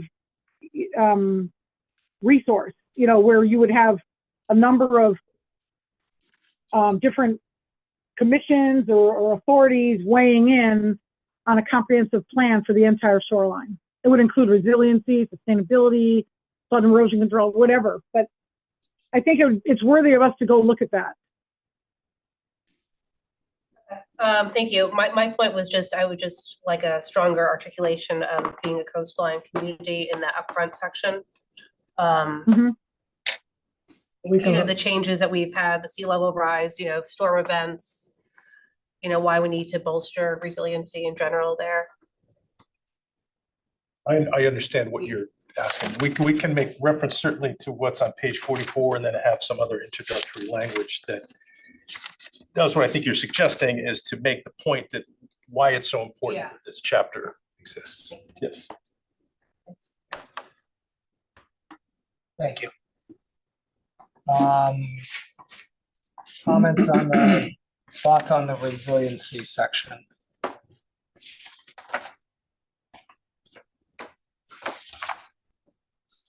I mean, certainly, obviously, as I've always said, I mean, this can always be amended later and looked at later. We're still a lot of the at least 2-3 of these edits are from erosion control, right, Mr. Wentz? So if we're waiting on others, that's fine. Public as well, and obviously we're not locked into anything at this point. So you know, this is not your one-time only kind of thing. We have further edits to make. Public input, other input, you know, so this is not a first one-time thing. What we're trying to get to is at least a draft that you're comfortable, it's going to hearing with, and then soliciting that additional public feedback. Then the next step after that would be following that feedback, what other edits or amendments you think are warranted at that point. From the public, from other departments, and from ourselves, listening to the public and other departments and reading this, however many more times hereafter. What, if you're good on this chapter with the comments that have been made, the next. Oh, I just had one more, sorry. No, that's what, no, please. And maybe is there, and then a question first, is there something like emergency operations plan regionally or townwide that should be noted where we should make note of that relative to resiliency and flooding? Well, we make reference to the regional natural hazard mitigation plan that gets updated every 5 years and is in the process of being updated presently. That's done through MetroCog because it's a regional plan, obviously with input from the town. We do reference that in this document. We need to change the date because it's now it was 2019 adopted. There's going to be a 2024 plan. There's going to be a public hearing on that from MetroCog. Okay, so that's the same thing as an emergency? Well, that's a separate document, I think. I mean, if you're talking about police and fire and those types of things, I think that's a little outside of the scope of this plan. Okay, that's fair. All right, thank you. Just to, Commissioner Randolph, then. Yeah, so Kathy, you're gonna like this one. On page 65, we've got our land use map. And she'll like this one. So one thing this is just a general question. One thing that's always puzzled me is how the golf courses and universities are all zoned residential. I'm just generalizing. Has there ever been consideration, I see the golf courses and I think how terrible that would be for the town if they all were to actually become residences. And how much difficulty we had with the university because they're in a residential zone. Has there ever been any consideration to add zoning districts? There are. That's an excellent question. Emmeline would be hopping up and down and clapping had she been here this evening. She probably is right now. She would agree, and I think there's something to be said for that, for potentially a university district, for example, to be an overlay for the university sites that may warrant a little bit different construct than the underlying residential zone. That's number one. And number two, whether like the golf course property should be considered maybe an open space zone, if you will. So those two things, I think, would make you reasonable suggestions to consider. Hey, should we consider rezoning the university properties? I don't know.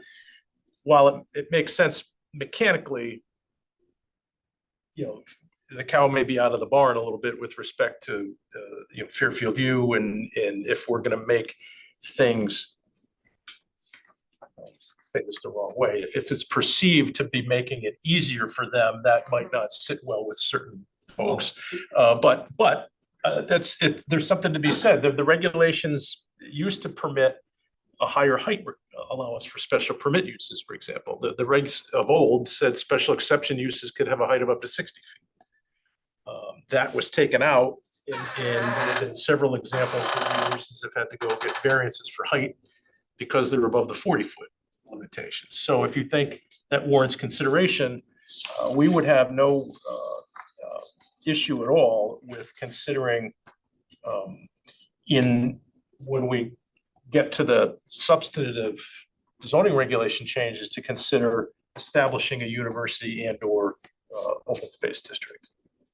I guess the universities will hire Mr. Fallon and get their work done. I think, but having an overlay district would probably, and I was sure people thought about it before. The golf courses actually concern me more because I see golf courses elsewhere, being converted to things that are undesirable, or undesirable for the people who live here now. The people who own the property. And I look at Fairchild Wheeler, and if that were to be converted to residential, it would be have a very negative impact Well, to. that's gonna get bought up by Sacred Heart, if that was Well, coming. without a doubt, so so that, Yeah. so that begs the question of whether in the appropriate location, whether here or elsewhere, there would be support for a recommendation to, consider a university district and or an open space district. I don't know how the rest of feels about that. How would that work though with let's just, the public is easy, public versus like the 2 to 3 country clubs we have, as far as designating them as open space, does that affect like the fact? Well, right now, I believe they enjoy open space status for taxation purposes. And I'll talk about a little bit more about that as we later on some of these pages. There is a provision under statute that if you recognize something as open, you can tax it as open space to reduce the financial pressure for development. But the town's facilities, I don't think there's an issue. I would agree with you. I think that probably the site that's poses the greatest, if threat's the right word, it would be the Fairchild Wheeler property. The city, it's owned by the city of Bridgeport, Right. even though it's in the town of Fairfield. Which is, I live right by there and I rarely went there. It is a breathtaking piece of property. It's beautiful. It's a gem. Yeah, If that were to get converted to something, oh, it would be a disaster. Yeah, and the current plan, it says, hey, if the city is gonna, I would think the town would probably step in to purchase it or compete with, split it with the, with Secretary. But again, you raise an excellent point as to whether or not there's support to consider such a thing in the appropriate. Jeff, do you have a similar concern with Smith Richards? I think the town The town owns that property. Yeah, The town controls that. And There's no issue there, right? I think it's less of, if there was I look at the private courses as well, and if they were to be converted, I look at the Equinox Club. That used to be a private club, I believe. It was Southport Racket. Yeah, it was owned by the Well, members, it was owned by the members, and then it was sold by the members.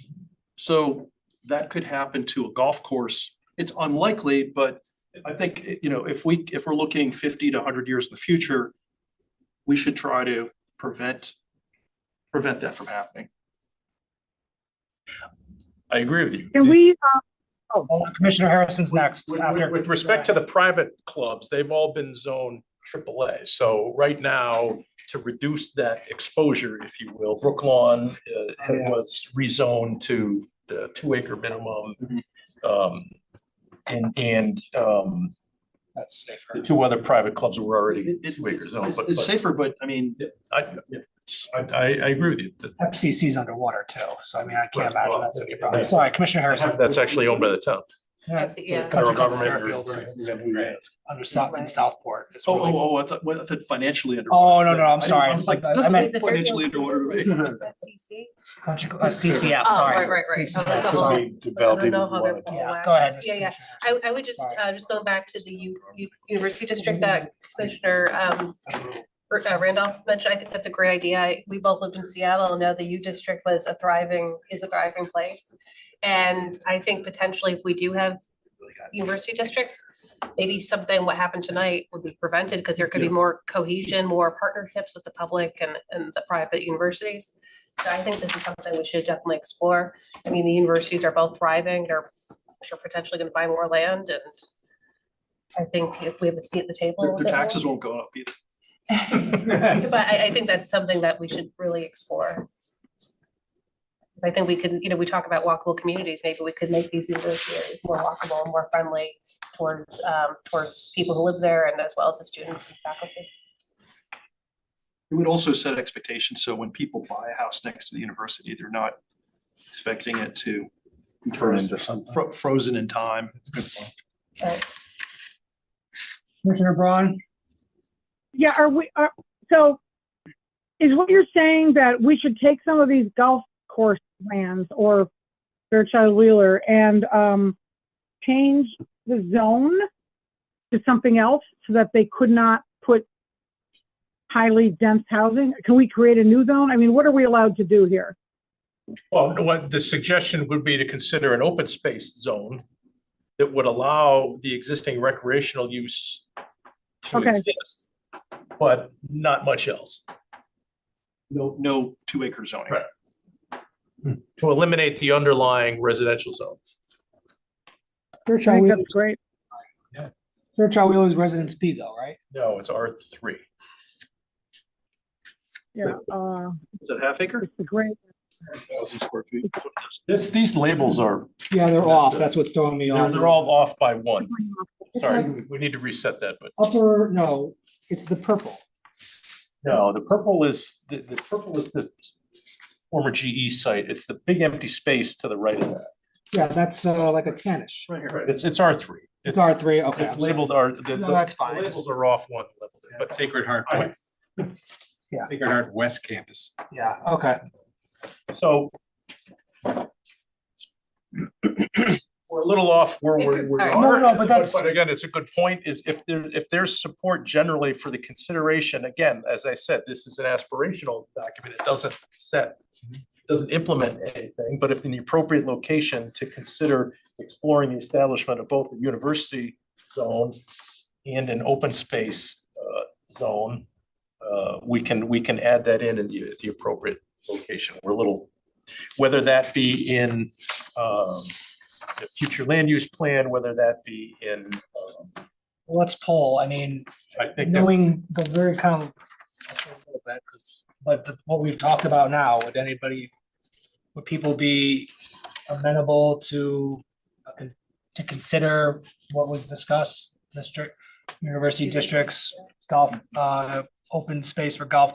Doesn't have to necessarily say maybe district, university district or open space, but something a little more broad, consider establishing different zones or special districts for university, golf courses, Yeah, well, I recreation think and it the sets the like. expectations for people moving in. This is a university area. It's gonna have Yeah. X, Y, and Z most likely.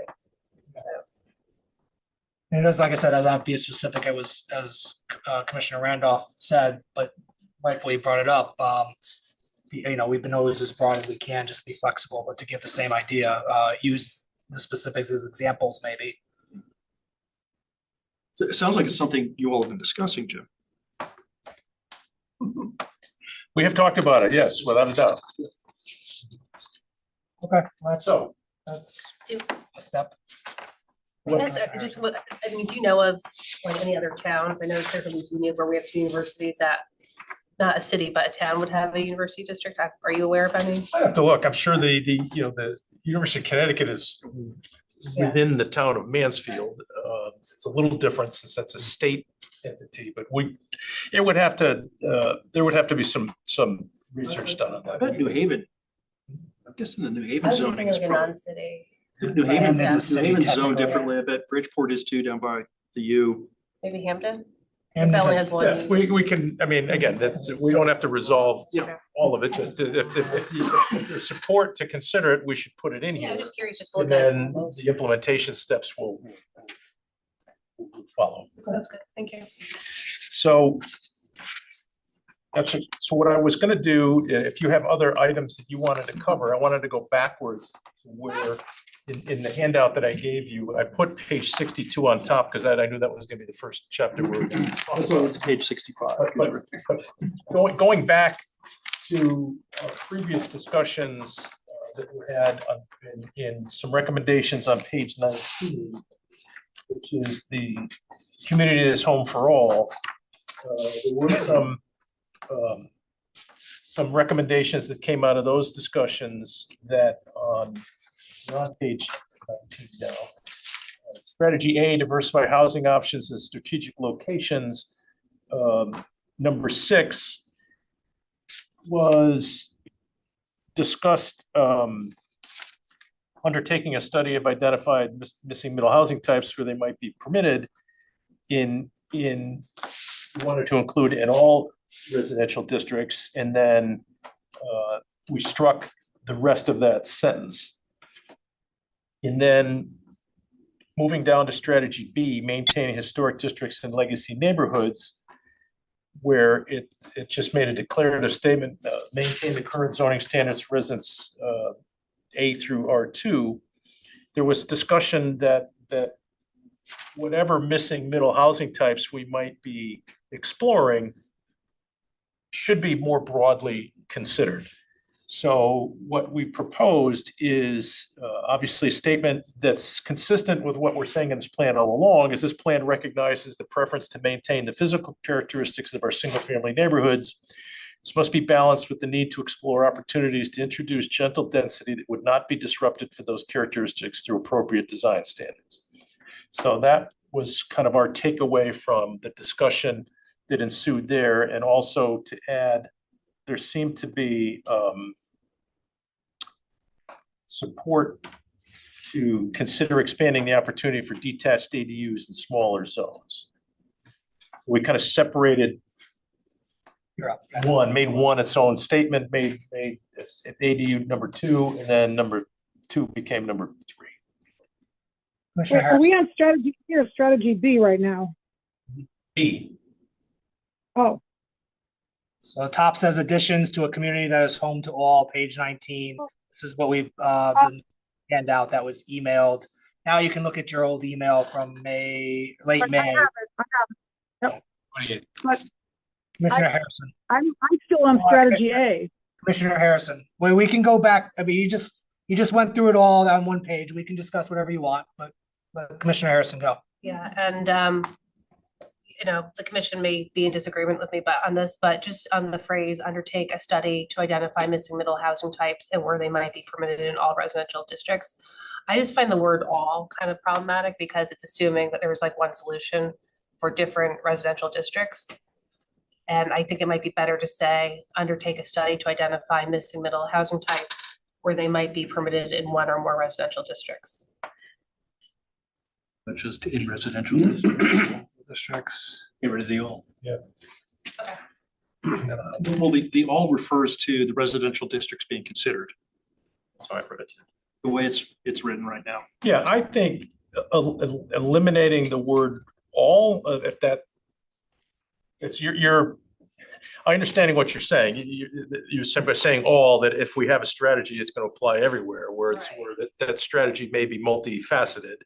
So striking the word all, I think in combination with what's below, because previously it was not going to consider a the larger lot size zones. So we changed that language to make it more inclusive. So I think in combination, I think that hopefully addresses that. So striking the word all, maybe? yeah, that's what I'm suggesting. Is that, does that satisfy you? Oh, go I ahead. propose something that I think may satisfy what Commissioner Randolph and I are thinking.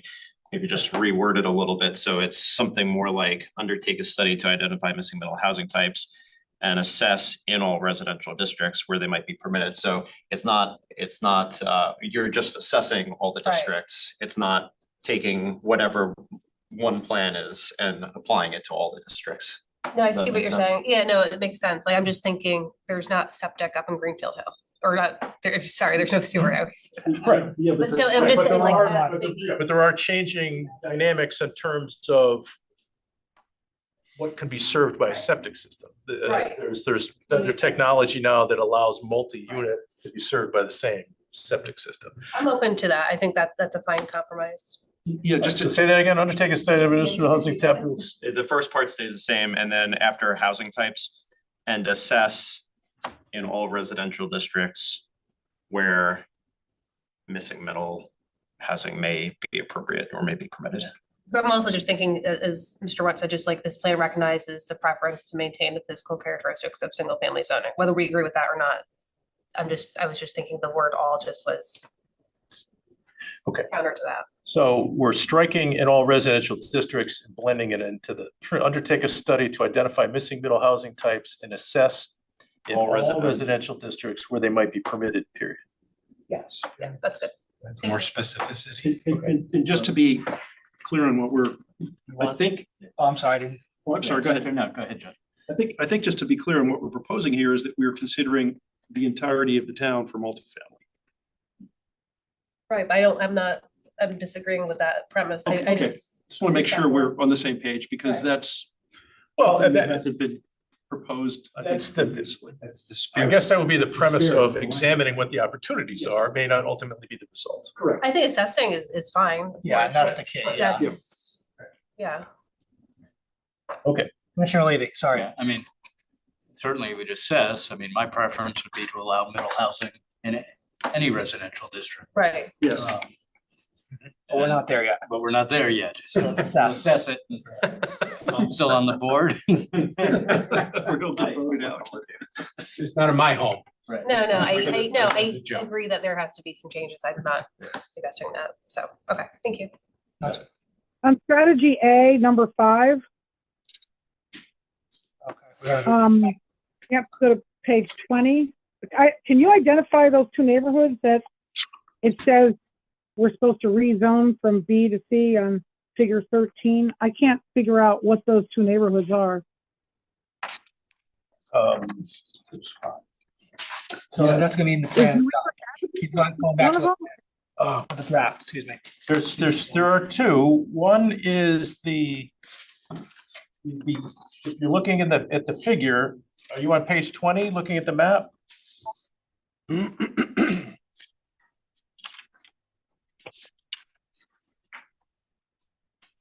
On figure 13, there's 2 areas highlighted. One, the upper one is like the New England states, New England, Massachusetts, Vermont Avenue that sits between, adjacent to the Whole Foods, Home Depot plazas, in between that and Metro Center, which is very walkable, with new sidewalks there now down to Metro Center. And the other below that, Grassmere Avenue, which has pieces of Kings Highway, Ardmore Street, Roanoke, Longview, Harris. The streets aren't labeled there, but those are those two neighborhoods. Yeah, so and then what's the one up above, figure 12, zoning from A to B? Where's Nichols Street? I don't know where that is. They should put more street names here, so this can be identified, but. Okay, that is the, Sherman Street is the first, Nickel Street is the, where the police station is, corner Nickel Street and Reef. So you're right, I think we should add more, street. Yeah, names. I feel like this needs to be softened and less specific, because what this is gonna do is to drive, this is not just do a study, see how other things would be impacted, whether it's flooding, infrastructure, traffic, congestion, parking, or anything else. Those are very dense areas right now. And Nichols is gonna be underwater anyway, but I mean, so will Grassmere, by the way, probably not New England Avenue, but New England Avenue area, extremely dense. Some places don't even have driveways. I would hesitate to put something that specific because it sounds like a mandate for us to change the zones. And I don't think we should put that in the POCD that specifically. What number are we on? I'm sorry. She's on page 19, strategy A, number 5. I It think we refers agreed. to, yeah, diagrams that are over by strategy C, Right, but it's I know, strategy A has, We made the change to have consider though. Right, what's not reflected here is you want the word, instead of increase, just consider the type of permitted housing options, close proximity to Fairfield Metro by, well, we could add the word potentially rezoning. I think when you're drawing a diagram, you're basically targeting those areas Yes. as if we're gonna do that. And how are we gonna consider, how would we not consider it? I mean, how would we say we shouldn't do it? What are we going to consider when we do it? Shouldn't we study traffic patterns, parking, things like that, flooding, resiliency, like, I think instead of that- just consider, Well, this ties into one of the overarching things here is looking at discrete opportunities to increase housing choice. And these are not large areas. It's not going to be, some of these are 5,000 square foot lots that wouldn't be impacted by such a change. One of the things that we've seen in one of the other recommendations in this plan is to consider changing the minimum lot sizes for those multifamily houses to lesser numbers so that more multifamily units can get created. The Affordable Housing Committee has advocated for that. That right now in a C zone, you need 12,500 square feet to do a 4-family house. There's not a lot of inventory of that. They're suggesting dropping that number down to 10,000. It's not a big change they've run number. I don't have them here, but they've run numbers as to say how many lots that would be. It's not a big number. So while what you see in multifamily zones a lot is they all have driveways. And many of them have detached garages, but they don't always get used because of the number of vehicles that may be in a multifamily residence. Rather than getting boxed in, they park in the street. But what you need to keep in mind is if that change is made, it's not going to be a huge volume of lots that could. I'm just thinking of people who live in those neighborhoods. We saw this on Berkeley. When I was walking around down by the beach area, people were very upset. But people right now in a B zone, you can build a duplex, right? Correct. So you don't even need a public hearing. It would just be approved at the window, right? At the counter. Correct. So why couldn't we just say, consider studying areas where we could modify from B to C or A to B in the areas? And by the way, this is also omitting the downtown train station, although the diagram shows the downtown. I don't know why that is, but Strategy A does not, oh, I'm sorry, maybe the whole thing of Strategy A mentions it, but the change doesn't mention where it is, but diagram does. But yeah, Strategy A. Well, the point is if it's modestly easier to do multifamily under the underlying zone, it's another opportunity for someone to do investment short of aggregating like we saw at Berkeley, aggregating 3 lots that have existing multifamily housing to do that 40-unit project. We're not advocating a widespread utilization of this opportunity, but targeted to ones that we think made sense. Older historical neighborhoods that have a mix of housing types, both single and multifamily, many of which don't comply to the existing standards today. That's one of the things that the Affordable Housing Committee found is they looked at the B zone where 2-family houses exist, and there are many that are on lots that are less than the prescribed 9,000 square feet. There aren't a lot, in the same goes in the C. We don't have a whole lot of C zone. It's probably the smallest footprint we have. And these 2 areas that are identified were selected because of their proximity to and walkability to Fairfield Metro. And again, when this map and others were publicly vetted at the open house, there was general support to consider that concept.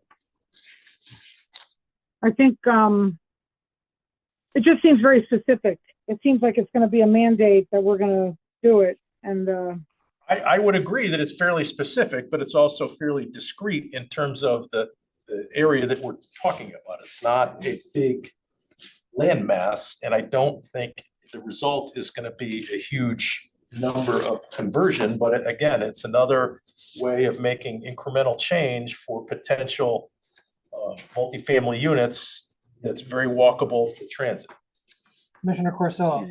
I think ultimately, the commission can vote on whether or not there's majority of support for something specific like this, but also you water something like, I don't think there are too many very specific recommendations like this. And something like this, you water it down and then it becomes, it's not even worth including because then it's not really distinguishable from just explore areas where you can add more housing types, which is already a recommendation. So either the way I see it is either it stays in where it comes out, but it doesn't really make sense to modify it much, and we might as well at least let the public Well, weigh in on that. my only suggestion would be, we already took to consider language instead of increase. I think that goes with the theme we've had. I wonder if it's worth saying, consider the type of permitted housing options in close proximity to Fairfield Metro by rezoning said areas such as the area identified in figure 13 on page 38 from B to C, because then it gives you the broad that we've always been kind of looking to, but then giving an example towards the specific, because there is something to be said about given the specific here when we're already talking about close proximity to Fairfield Metro. It's already, I mean, by all counts, just by saying close proximity to Fairfield Metro identifies this area. Right.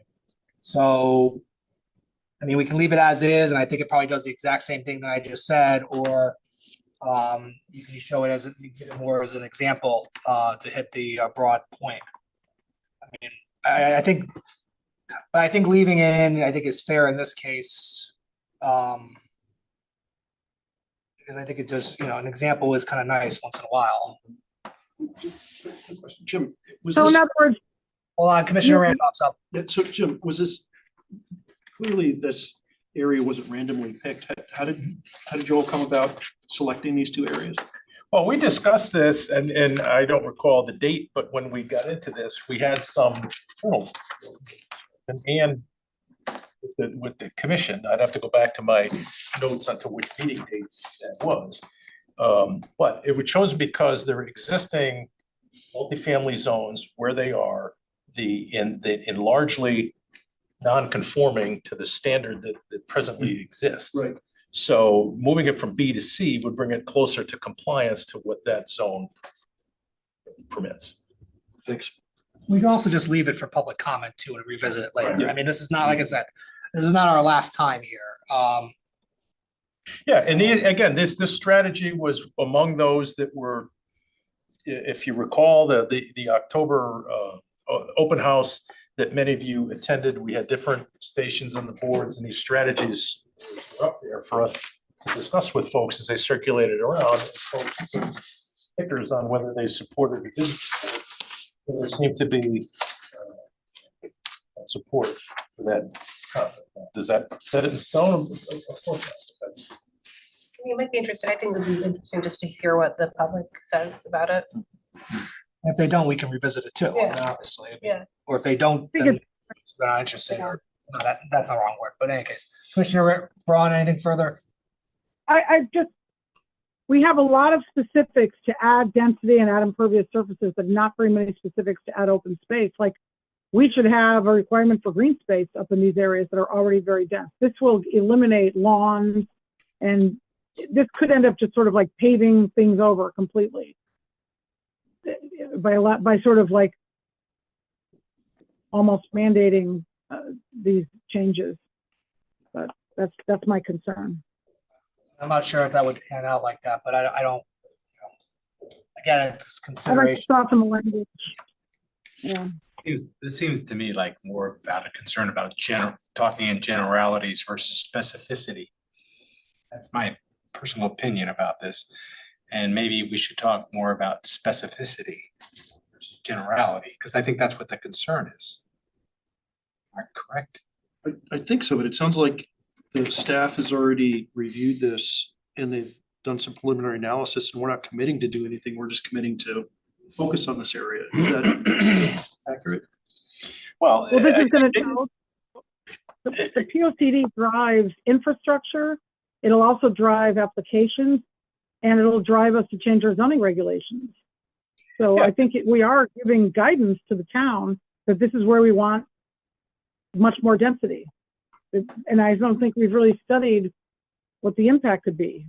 Like, you know, we get the applications on an individual property, and people are extremely upset when things happen. And this will change those neighborhoods profoundly, I believe. I just don't think we should single out neighborhoods and say, we want you to change your zone. I don't think that's what it says, but I mean, it was also talking about proximity to Fairfield Metro. But I mean, I don't want to get too bogged down in, I think this one is kind of more of a What we can detail do, or when kind of we, less. we can get you the numbers on how many lots that we think would Okay. feasibly be. I mean, what's the, I know Commissioner. I think, Harrison stepped I think the result, if you were to do it, if you were to rezone it, and this is an example that I would argue that if there's consensus to consider such a thing, then that would come at the, what I'll call stage 3 implementation step of when we review the zoning map in conjunction with substantive changes to the zoning regulations. At that point, it's, hey, are we going to redraw the line or not? And that would be something that the commission would undertake rather than having a private applicant do so.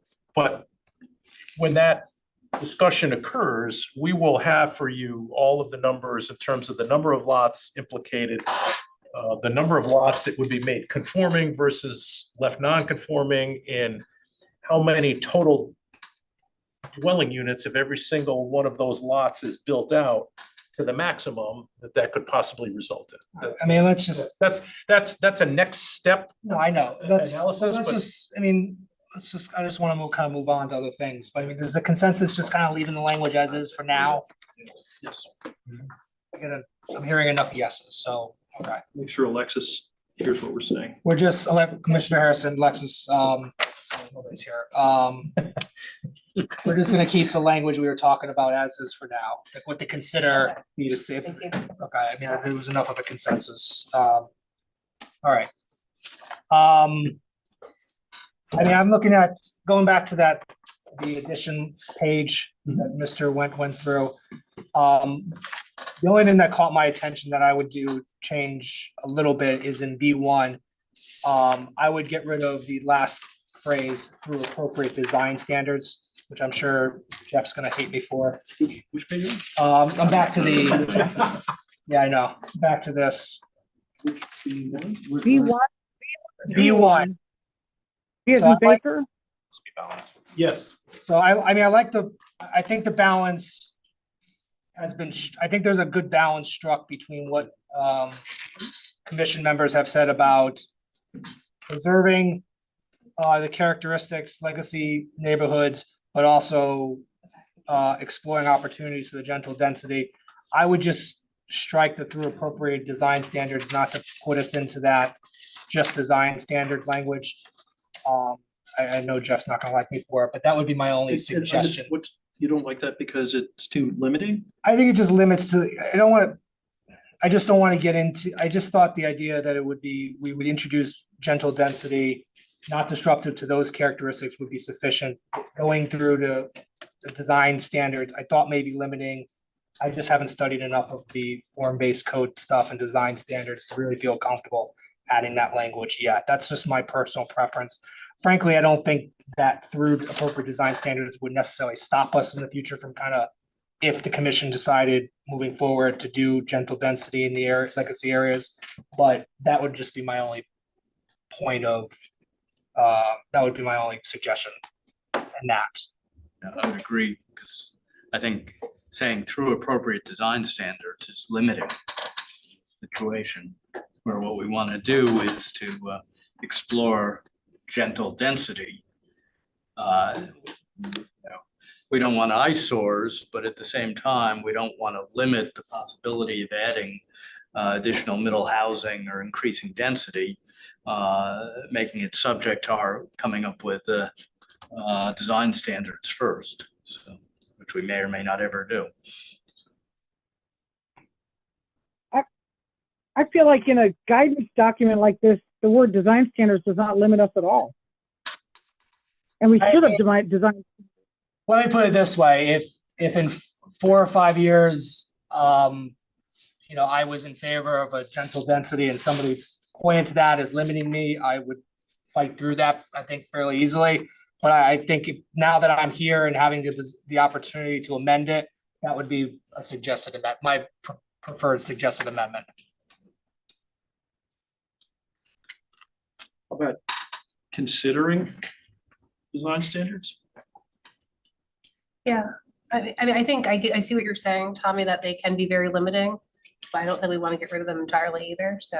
Well, no, I just, because we actually have that would not be disruptive to those characteristics. I mean, even just that aspect is there. It's just the design standards throws me off because What if we said, instead of making it limiting through appropriate design standards, we said considering design standards? including but not limited to design standards.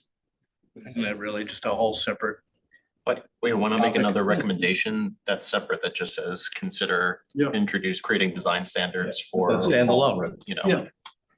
Well, they don't have to be mutually exclusive, but But I think a standalone recommendation would clarify the idea. There are some instances in town where, like that building by the train station, that gray building, it's like there's, seems to be no design there. Right. It's just a It's an rectangle. 830G, so we would.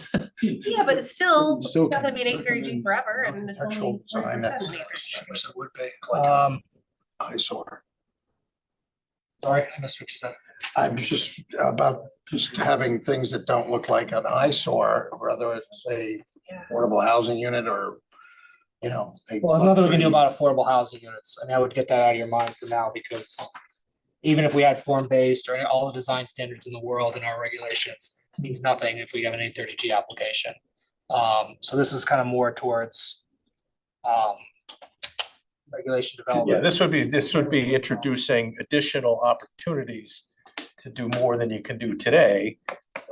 Being mindful of not being disruptive to. If you want a standalone I strategy, would like for- that better. I know you would, yeah. Consider I'm surprised, I mean, frankly, I'm surprised, I mean, I think you've mentioned it a few times, you may have said it and we kept just punching it down the road. If you want a specific one, that's fine, I don't mind considering it, because I have you've said it, and I've done enough research to see that it's more standard or more used outside of our area than I had realized, and it'd just be an undertaking, maybe probably a massive undertaking, but that doesn't mean it can't and can't be done and wouldn't be helpful. So I'm fine with that if, taking out the through appropriate design standards and put in the design, either form-based, whatever the language you want. Well, you say it's design standards, form-based. I Yeah. don't know if we're going to go to full-on form-based code. but Well, I design think when we're talking about, I think there needs to be some consideration for what the design standards are going to be when we're talking about introducing additional opportunities. So it's not just more, it's more if you do Yeah. A, B, and C. So it's maybe the word through is the word that's not I mean, you the can just right say, word there, but just including but not, including or such as appropriate design standards such as including but not limited to. Using. But with due deference to appropriate design standards. I like with due deference. That's fine. Yeah, so appropriate design standards, take out the disruptive thing, just say, introduce gentle density with due consideration of appropriate design standards, something like that. That's pretty broad. No, This is all a victory. Got no problem with considerations. I mean, we started that We early do have on. design standards to some degree in the historical areas. I mean, Historical, yeah. I gotta say, it's funny, I was thinking about this a few weeks ago with the design stuff. There's only one time I've ever come across where we denied something for architectural reasons. Do you remember this one? I'm sorry, we're One time that I could think of that we, as a commission, really denied an application purely for aesthetics and design. I bet you can, if you really thought about it, you'd remember it. I could have been 100. The suspense is killing me. In Southport. On Post Road, I think. Is that Henry C. Reed's building? It was the beautiful modern building that they the did. cake building? Was that it? Oh, that brick thing? No, it wasn't That's brick. my It was family's glass. building. Wasn't a glass building. I thought you, I thought it was. Denied it for the, that reason, I thought. Wedding The cake? jewelry It was a building. modern, very On the modern second floor. glass. That was glass structure, right? That was on the Post Road in the Southport. We all looked at it and thought it was beautiful, but it was in Southport. Like, what are you doing? I mean, I'm drawing a blank at the no, moment. I have to think. Sorry, I'm about just it. different out of context. No, no, it's fine. Yeah, but it's just, it's. I think there's a way of wording it where we consider appropriate design standards and take away the disruptive language, and I think that's important. I'm thinking up, remember across from the Hi-Ho, and that's not a residence district, is it, where the plant factory used to be? I don't know if Yeah. that's a residence, The but nursery. that was an That's the Hartford that was Health. a well, no, but that was a medical building with a beautiful design, very New England looking. Then they did an 8-30G, then they changed their mind and went back to a medical building, but now it's just freaking hideous. It's all glass. It doesn't fit in at all. Like, we could have had a design standard on that. It could be worse. Well, I guess that's eye of the beholder, but you. I mean, listen, I don't mind due deference to, with deference to appropriate design standards or considering design standards. I could keep the disruptive language. I know it doesn't I necessarily. think bother me. I don't think you're limiting yourself to just design standards here. I think the idea that we're trying to convey is if we're going to allow more, there's going to be other things that have to go along with that than just the. Yeah. Can't be ugly. I mean, listen, how about this? To introduce Design standards is also, it's not just physical design of the building, it's permitted height, it's floor area, it's setbacks, it's, those are all design standards. And when I refer to design, when I say design standards, that's what I'm considering, that the metrics that are prescribed in the regulations. You can view that different ways. I'm not suggesting, I don't think we're suggesting here that this is some sort of architectural review process. It's just that there's going to be a different calculus of what those underlying standards are if we're going to allow this type of gentle density. So I understand your concern. You could just say disruptive to those characteristics and design standards. I mean, just leave it then. If I that's, just have a question. I'm fine with leaving it based on what you said, Mr. Went. Unless people would I fill just down have a that. question. Go ahead. I don't know, like, does Chaffa, do they have any design standards? Who? Chaffa? Like the Connecticut Finance? Authority, like when you're financing like affordable housing, I thought there were some kind of. No, they don't have any design standards at all. But one of the things we're going to be exploring is, hey, what are, and I wasn't going to talk about this tonight, but it for a future meeting, because things aren't fleshed out. We are the town through the Affordable Housing Commission made an application to be considered. There's a group, I don't have the paperwork now, the Connecticut, Fairfield County something housing. It's a nonprofit housing group. They have grant money to assist towns to do kind of a peer-to-peer discussion in what the affordable housing application's hope was. Hey, we need some guidance. What are best practices and what are people doing in middle housing? What could that look like? And that's going to be a year-long process, and we'll get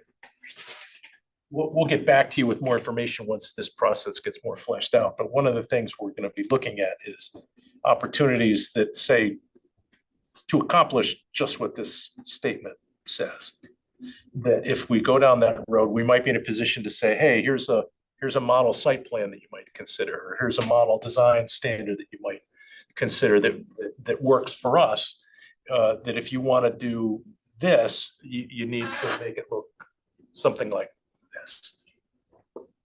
So it's, again, I think this is open-ended enough that allows you the flexibility to construct what those things ought to be. Okay. I'm fine with that then, unless, like I said. Sounds good. Okay. Anything else on? On not just this page, but in any other section, a community that is home to all. I think B1 was the big one that we needed to. Correct. That was our takeaway. Yeah. Commissioner Braun, go ahead. Yeah, so figure 11, that's a problematic map for me as well. And we've had discussion about this.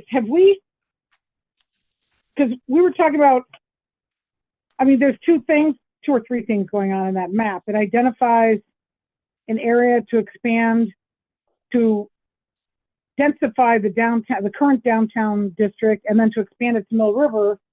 But then we talked about expanding it the other way, east as well. I don't see that change in here, actually. That would be strategy A, I guess, number 3, or 2 and 3, or no, 3, I guess. Figure 11. last time we talked about this, my recollection was, well, maybe not Oh, unanimous. The consensus was to leave the language for public comments. At the very least. Oh, and it did add the consider it to the east at the end. Yes, it did. But I mean, I think I'm not sure, again, I think she was not. We didn't, you're correct that the figure itself hasn't changed, but the language in strategy A3 has changed to soften it, to consider expanding, and then also to consider that expansion potentially east. But we didn't make that change, the east change, did we? Is that in the language, yes. revised? It's in the text on A3. If you look at what's read in that text. Expansion. No, I mean, my recollection was this language reflects at least consensus of going to public comment with this. I would say though, if you're going to, I don't agree with any of it, but if you are going to public comment, you need to really put that on the map too. How far is it going to the east? How far is it going to the west? Otherwise, nobody knows what you're talking. It doesn't show the east side. It just shows the west, right? I think. It shows the west side now. Because you're correct. This figure was considered when the Right. The recommendation was to expand it west, but upon further discussion, we left it to consider also moving it to the east. There's no,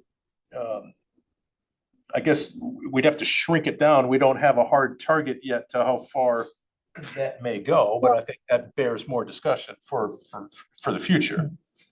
Well, I also would like to suggest the possibility of having some kind of an interim district, like there's one, again, we've done this, not to beat a dead horse, we've had this conversation half a dozen times, but one question is the existing footprint, which goes roughly from Thorpe Street or the one after that up to like close to Bob's or Moe's or something like that. That's the existing downtown. So one question is, do we want the capability of 52-foot tall buildings in that whole district? Okay, by removing parking requirements and increasing FAR and all that. Because right now they can't do it in most lots, right? So, but as I recall, again, this is my argument from before, one big reason people didn't like 15 Uncle Road was it would tower over the community theater, which we're actually using as the logo for our town. So it would be dwarfed if you allow a 52-foot tall building, because that building's about 22 feet tall with a facade on part of it. So that's one question. Do we want to envision that, and can we get a rendering of that, what it would look like if it was built up? Commissioner, Brown, not just because I think, as you said, we've had this discussion a few times. I don't want to keep repeating it at this point because, again, I think the idea was let the public weigh in on this language.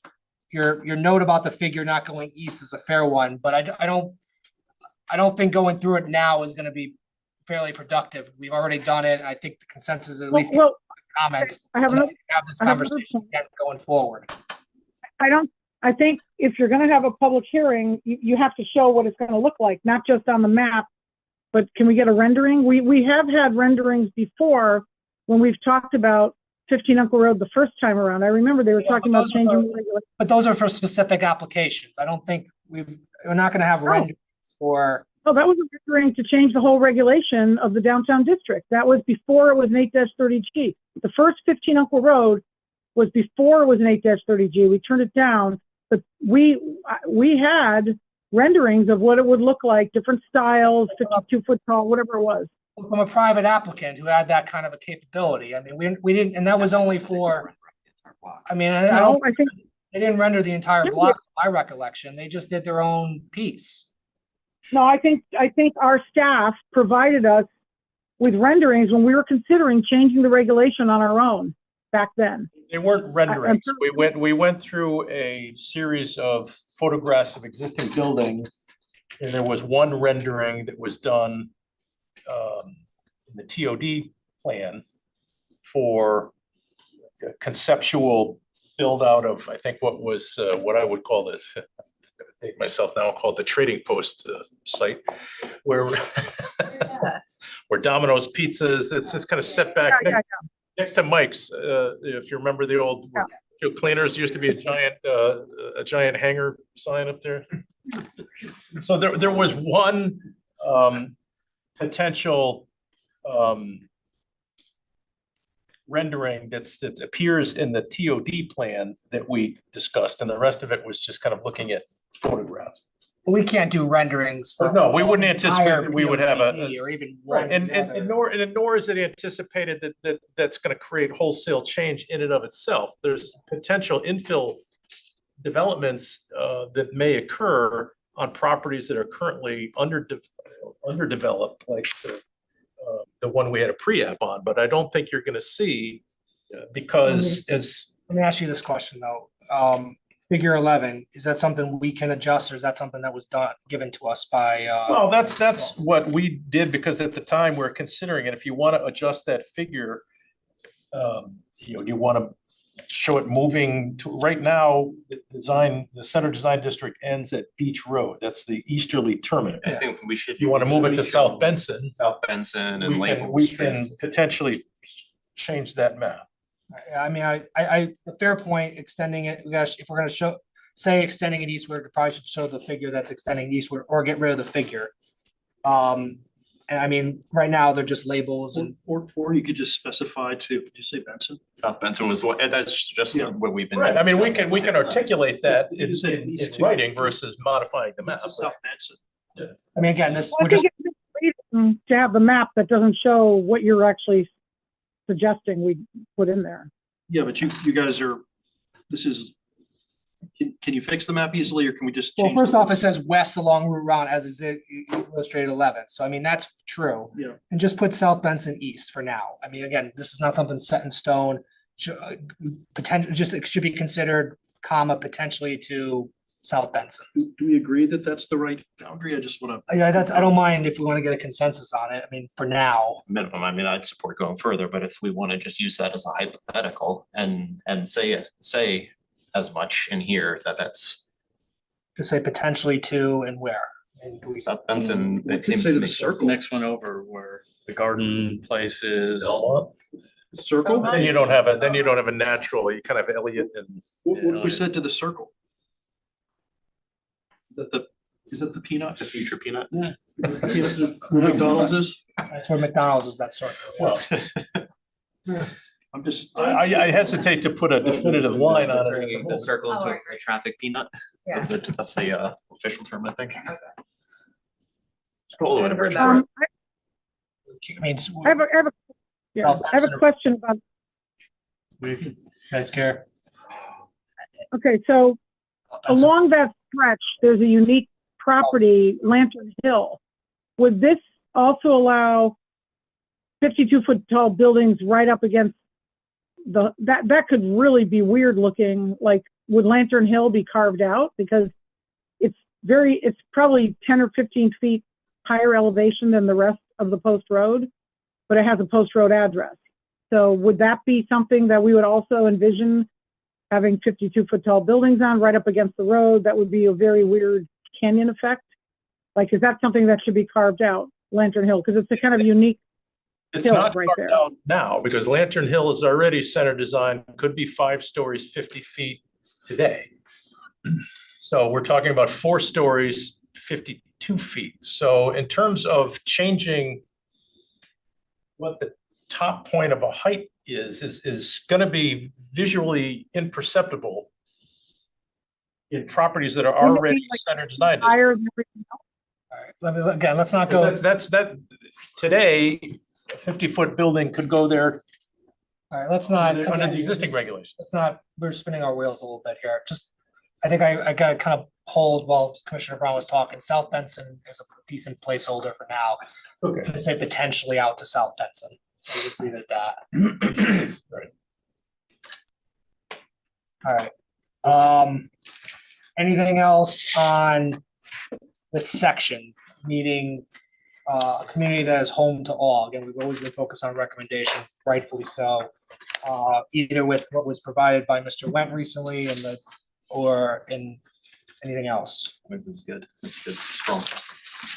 I mean, I think it's a good, I think this is ready for a public hearing, so to speak, but I mean, that's just my opinion. It seems like we haven't really focused about the rivers very much, and like Mill River, for example, there should be something mentioned about preserving a greenway along the rivers, and that kind of bumps up against the density thing that we're doing. We have, Could we've got some additional add-ons when we get to the environmentally rooted community.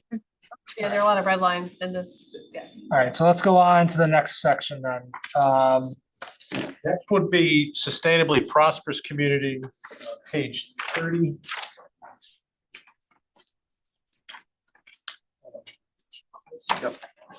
Changes that we made here, many of them are referring to the renaming of the Fairfield Metro train station to Fairfield Black Rock. There was discussion last time, A3, about tweaking the language a little bit on the home professional business overlay, and then adding an additional one that came out of that discussion is explore the potential for community-oriented retail uses such as as an accessory for corner located residential properties such as corner cafes. That was our takeaway from our last discussion. And also we tweaked the language on where am I? I'm lost. Oh, 4. It's what was 4 now is going to be 5, and everything else is going to get renumbered. Is about encouraging the potential redevelopment of the former bus turnaround up on Easton Turnpike for potential village commercial. And lastly, strategy B. There was some discussion to insert number 2.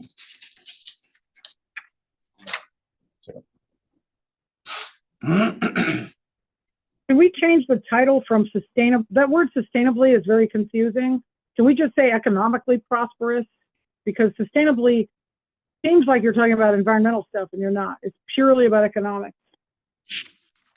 Or commercial activity, commercially prosperous community, something like that. I tend to agree. I think it might be a bit confusing. We're using it in a few different ways. What was your just you want economic? You want to swap out sustainably and use economically? Economically, yeah, or commercially is a little limiting. Economically, yeah, because sustainably, to me, every time I look at it, I'm thinking, oh, we're in the green area. Prosperous community. Yeah, how about just a prosperous community? Recommendations. Yeah, good. Or economically successful, or economically desirable. that's good too. You want to swap out so the suggestion here is to change the title, the chapter title. From sustainably prosperous community to economically prosperous community. Something like that, or economically, what was the other one? Desirable, something like that. Yeah, whatever. Whatever. Just sustainably is confusing because it's in 2 different sections. Word is overused, sustainable. Yeah, agreed. Well, I don't think we're using the word sustainably in the environmental sense, but sustainable in the. Yeah, I get. I get what you're saying. Totally understand. Yeah, I get it. It's a valid use of the word, but probably Right. will be confusing. It's the interpretation of the word versus What's the the intent of source? that word. No, it means sustainable. No, it like- makes No, sense. It makes yeah, sense here. maintain. It means viable. Right. How about viable? Economically viable. Seems like we're settling. Sounds We a don't little, so, yeah. Listen, I think viable. that's a change that can come later. It's not a substantive change. Happens at 9:15 on the. Yeah, I get it. I'm trying to just get, I'm trying to get to substance over form here. Whatever. I lost where it was. You were Insert talking- 4, okay, now number, You were talking Insert about 4. strategy B, insert 2. You would have raised. I'm trying to figure out what the heck. We Imagine were about to Black do Rock 5. Turnpike and Kings Highway. Explore over the redevelopment. Okay, so insert 4 it would be a 4th bullet under number 1. Number Number A. Oh, wait a minute. I think you had gone through all of A and you were about to do strategy B, insert two, reimagine. Yes, I'm sorry, thank you. We have a fourth bullet in strategy A, though. Yeah, no, I'm strategy B, we wanted to add in here because we talk about in the design commercial, the center design district, consider the following, and then another is reimagine Black Rock Turnpike and Kings Highway as welcoming and walkable pedestrian-friendly corridor through the use of maximum setbacks and other design standards that encourage mixed-use development. We didn't want to just make everything just about downtown. There are other areas that need imagining. To that, I would suggest another change. Recently, as on tonight's agenda, we recommended a public hearing. What the Jangris Automotive Group is taking the SCAP dealership properties and putting them all under one roof down on Commerce Drive. That's going to vacate those sites on Tungus Hill.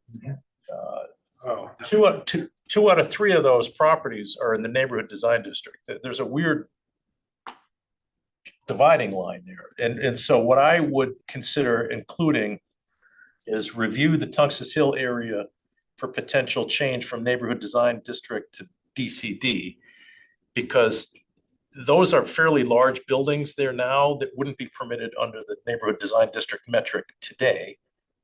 In the DCD would give a more flexible opportunity for what's next for those properties. If they're going to be vacated as automotive uses, what's going to be next for them? How could they be converted to more practical use in the design commercial district to which it's already adjacent? In my mind, makes more sense in terms of the design standards and uses that are permitted in that zone.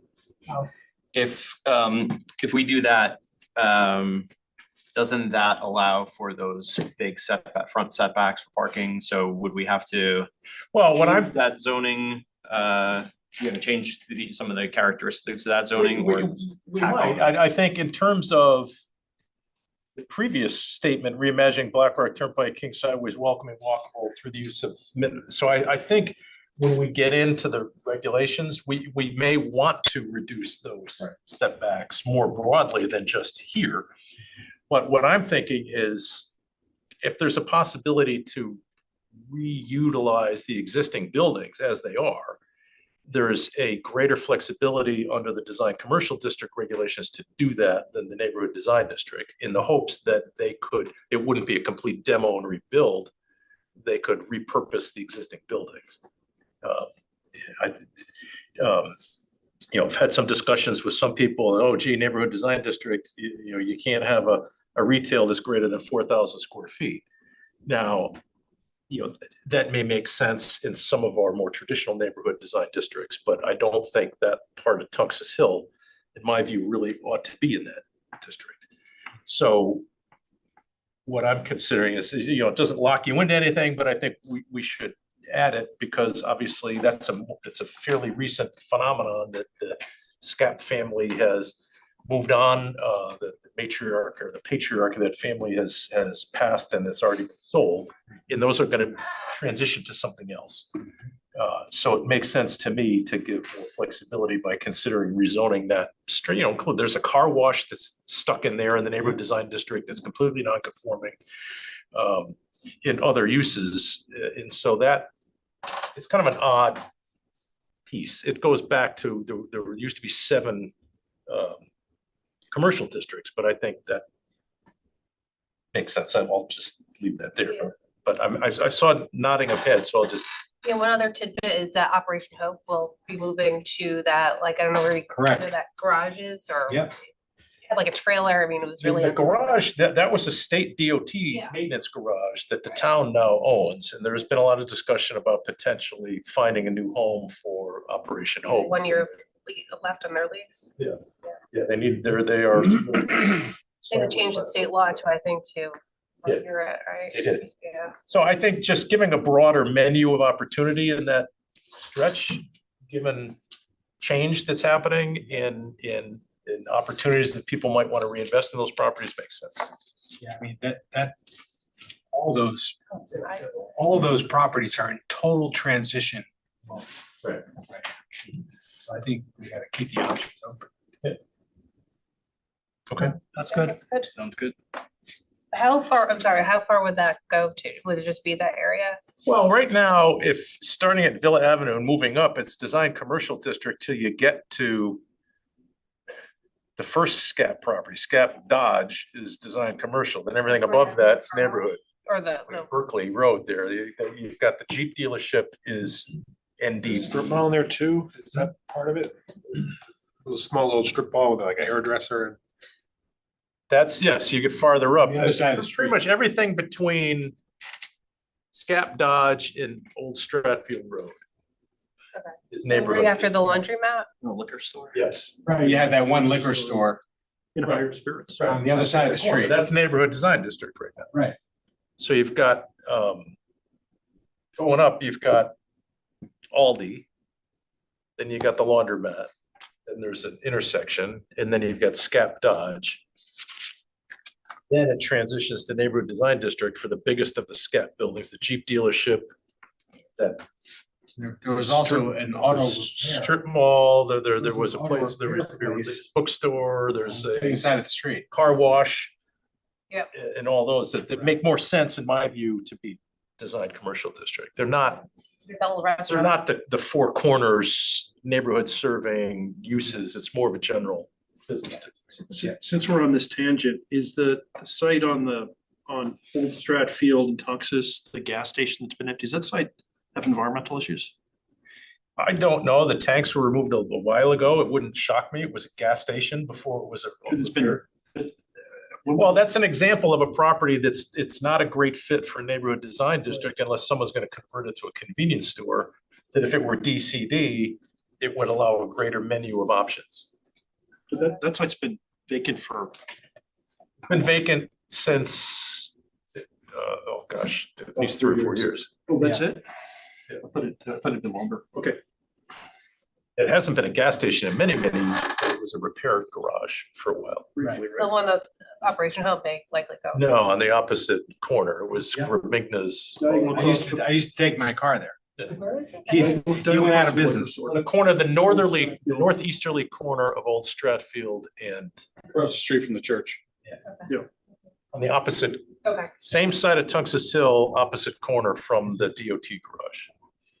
Was it Sandoval? Like Blythe right now. Has been for a while. So anyway, that's all I have on page 30, if anybody else. has anything. Just, Yeah.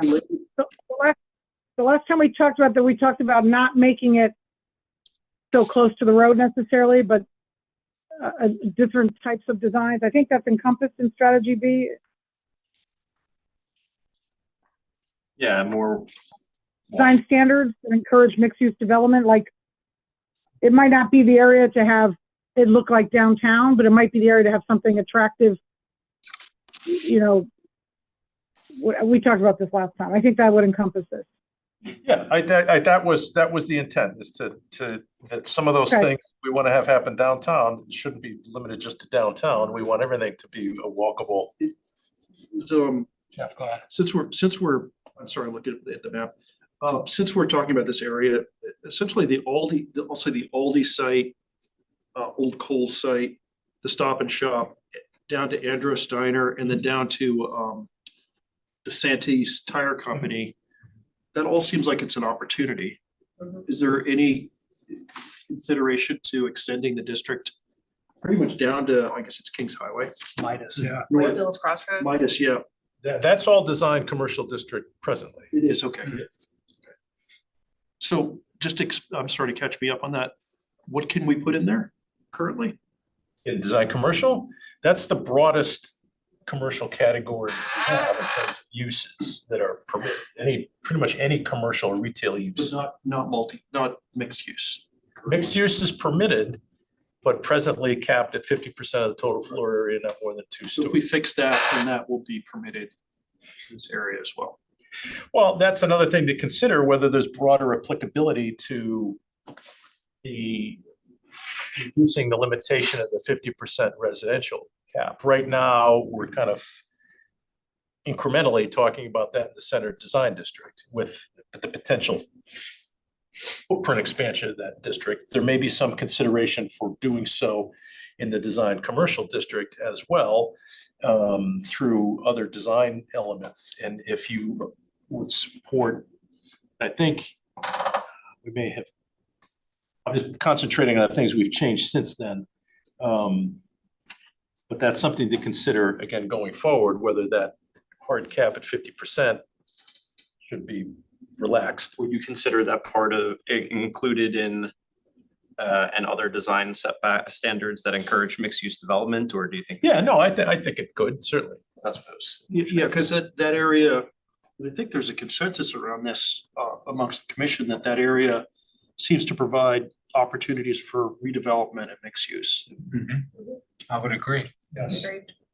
Yeah, I think that was the intent of Snap the, all the way down to, I totally agree with that. all the way down past Andros. I think that's what we tried to encapsulate in the. We've used that area to, as an example for over parking. Yeah, absolutely. Right, exactly. Big time. So, Jim, just to be clear, the downtown commercial district, we haven't raised the 50% minimum on residential yet, have we? We've talked about it. That's No, part of, there's a recommendation here to do so. Could we add that recommendation to other commercial districts? Do we have a consensus to? Yeah, I mean, that's what I envision being part of Black Rock Turnpike. I think that's what Jim just said, that would be encompassed under.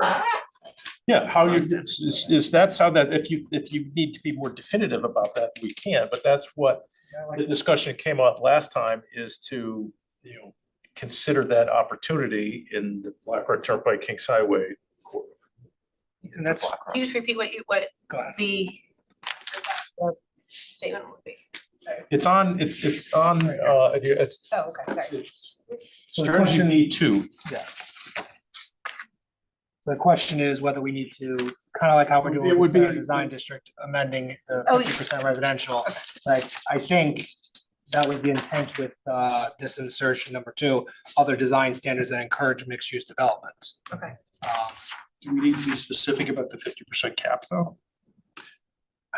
I support it. I mean, we can, I think it's included, because that's, yeah, I mean, we've seen that that's needed to encourage these types of mixed use developments. We've seen that in. Well, what we're seeing is that, the first floor is fair game, but just because the office market is so dead right now that nobody's gonna be able to lease a second floor office space. So a 2/2 is just not in the cards. That 3/1 makes potentially more sense. Now, that may change, but lowering the cap on residential doesn't preclude somebody doing 100% commercial building. Anything we want, And you said 3/1, is that because of the current height? Current height is 4 stories, right? I just think that given the aging population of Fairfield, in my personal opinion, being one of them, there needs to be, I'm just throwing myself out there. There needs to be more options for people who want to stay in Fairfield, to stay in Fairfield. Yeah. And, there are limited options, in my personal opinion, for people who want to sell their homes and move into another. We agree, and that's why there's a combination of strategies that help promote other options. I don't want to move to Branford. I don't want to move to Charlotte, North Carolina for all that. Right. And some of that, for some people, could be a rental product. For others, it's a for sale product. And so the combination of things. do we want, I mean, do you want to be specific with Let's just add it. I think I suggested this, so I'll suggest this language. So that was my intent, was to have that the 50% be part of that, but I'm definitely supportive of making that. So under the designs, including, you just want to say including, such as, Through the, you could say through the use of maximum setbacks, removing the 50% residential cap or and other design So you're not standards. removing them and amending. Amending. Permitting greater residential. Yeah.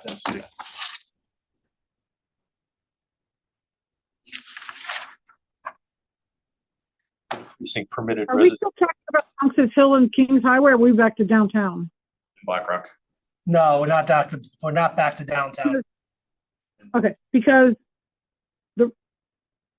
we want to allow the possibility of not having buildings always needing to be close to BlackRock Turnpike, but to allow the possibility of other configurations which could be attractive and walkable.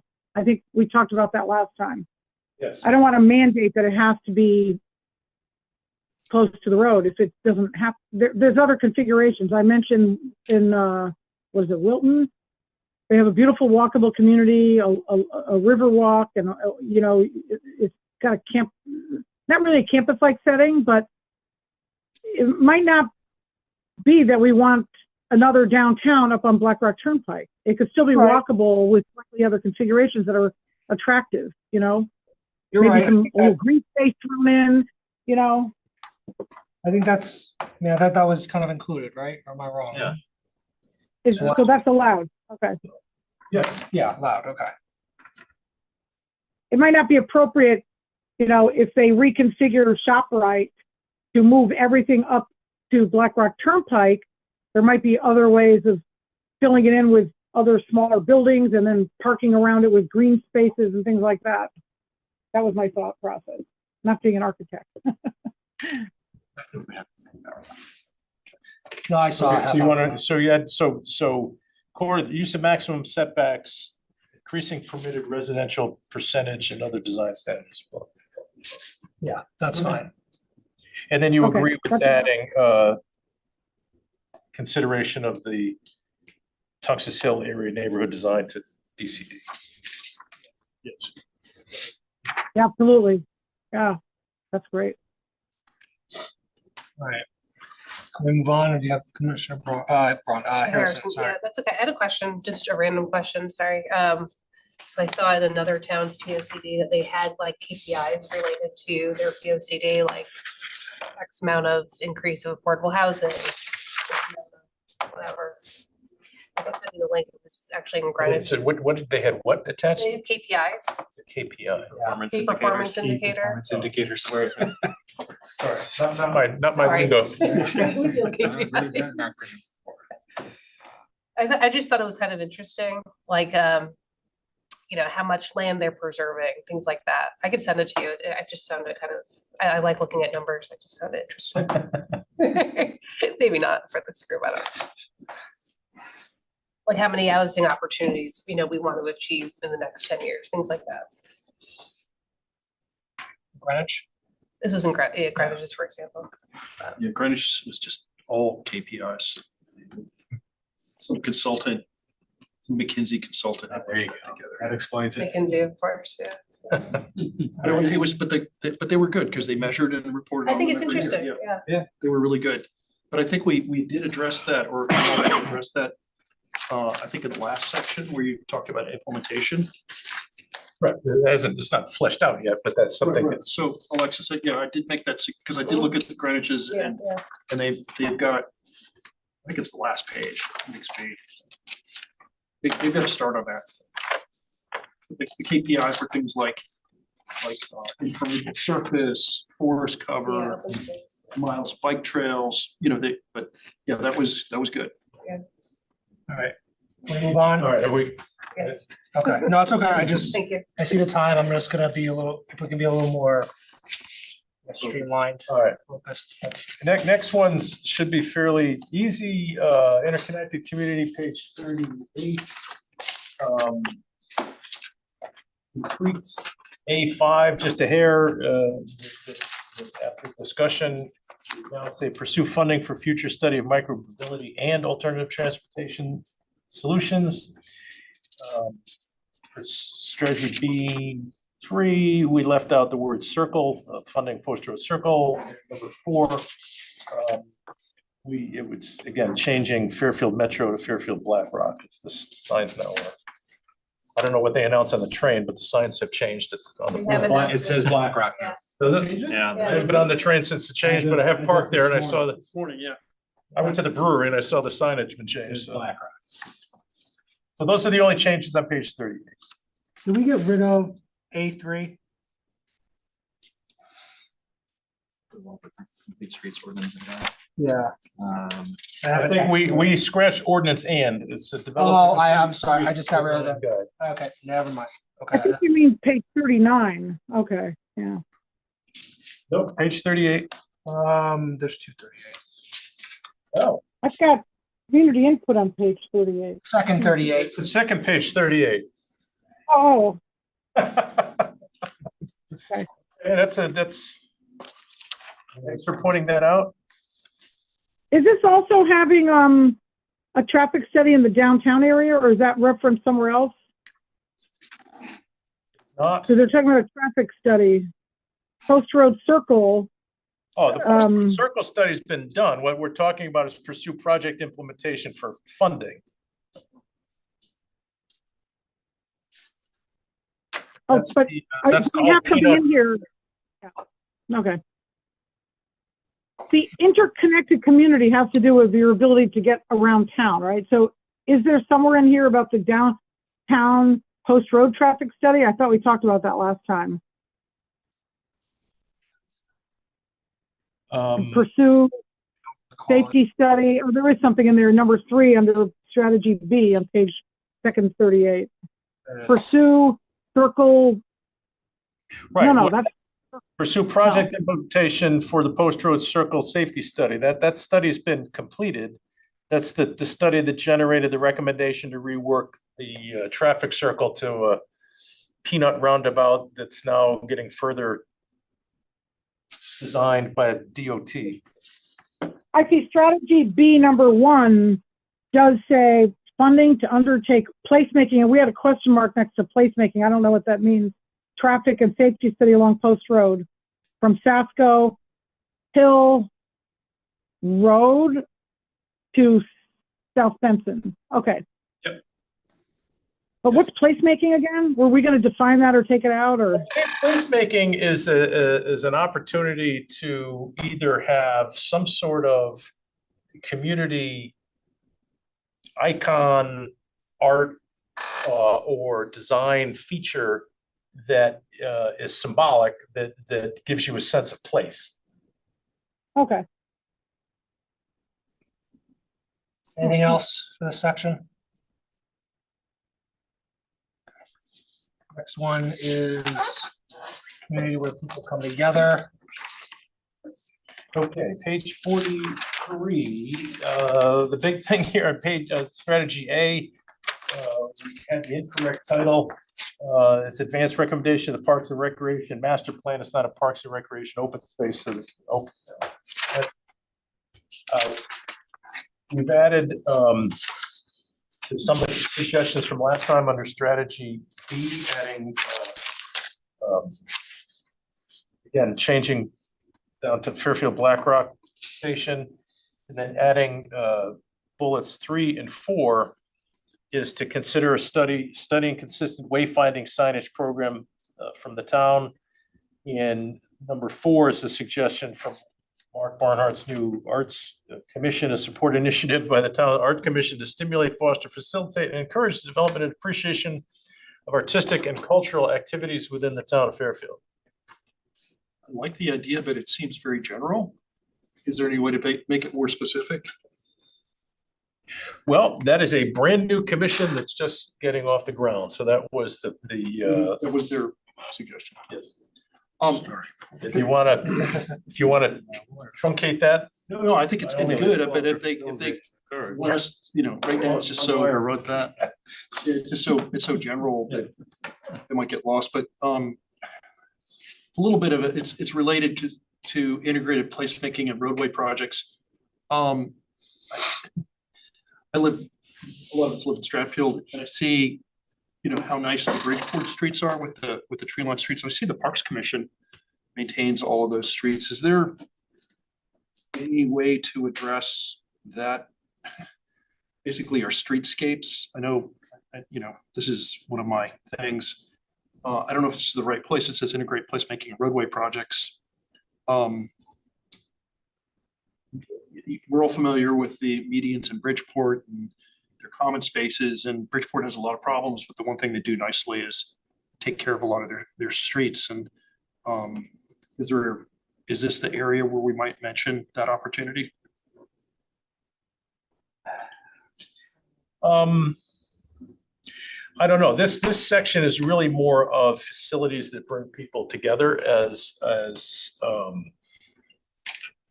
Well, I would suggest that's, I would suggest this is where that belongs, because someone from Westport was saying, oh, I love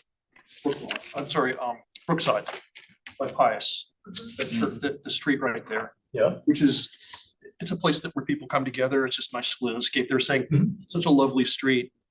And since integrate placemaking and roadway projects, that phrase brings to mind Brookside.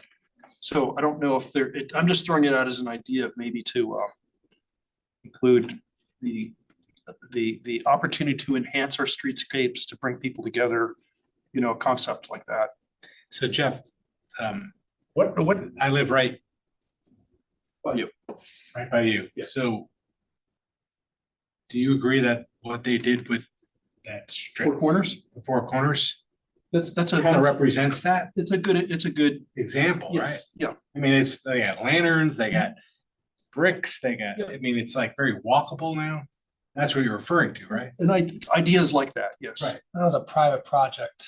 Right, it was. Well, it was a public project. that had Stratfield Village some private- Association drove it. Yes, that's an example. Okay, Yeah. we're on the same page. I'm sorry, I'm a little lost as to what section you're pointing to here. Strategy B, integrate placemaking and roadway projects as follows. Yeah. Yeah. So it says roadway projects placemaking. So I know these concepts are a little bit different, but the Four Corners project is an example. Yeah. Mhm. I don't know if it belongs here, but the words placemaking, roadway, and projects all describe. Well, I think that could be, that's kind of subsumed in number one there, when undertaking, I mean, I would argue that those intersection improvements were somewhat of a complete streets, I mean, on a smaller scale. When undertaking complete streets efforts, integrate design standards and promote placemaking. You're correct. I was looking at your markup, not. Oh, I'm sorry. So you're correct. Number one here it covers it pretty well, but I apologize. No worries. The only thing I'd say is it's that it's titled integrate placemaking and roadway projects, and either that fourth recommendation on the Arts Commission should be its own separate strategy, or just take the word roadway out of the title of Yeah, I strategy agree. B. I agree. Maybe we can just say implement placemaking strategies But back to, and not be limited to. The Arts Commission one has nothing to do. You're right. It's a little misplaced. I agree. Go ahead, Alexis, sorry.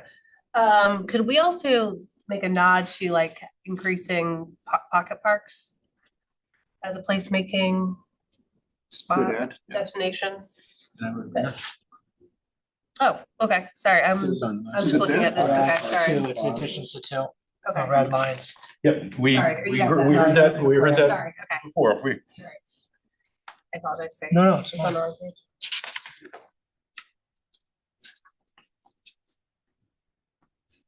Anything else?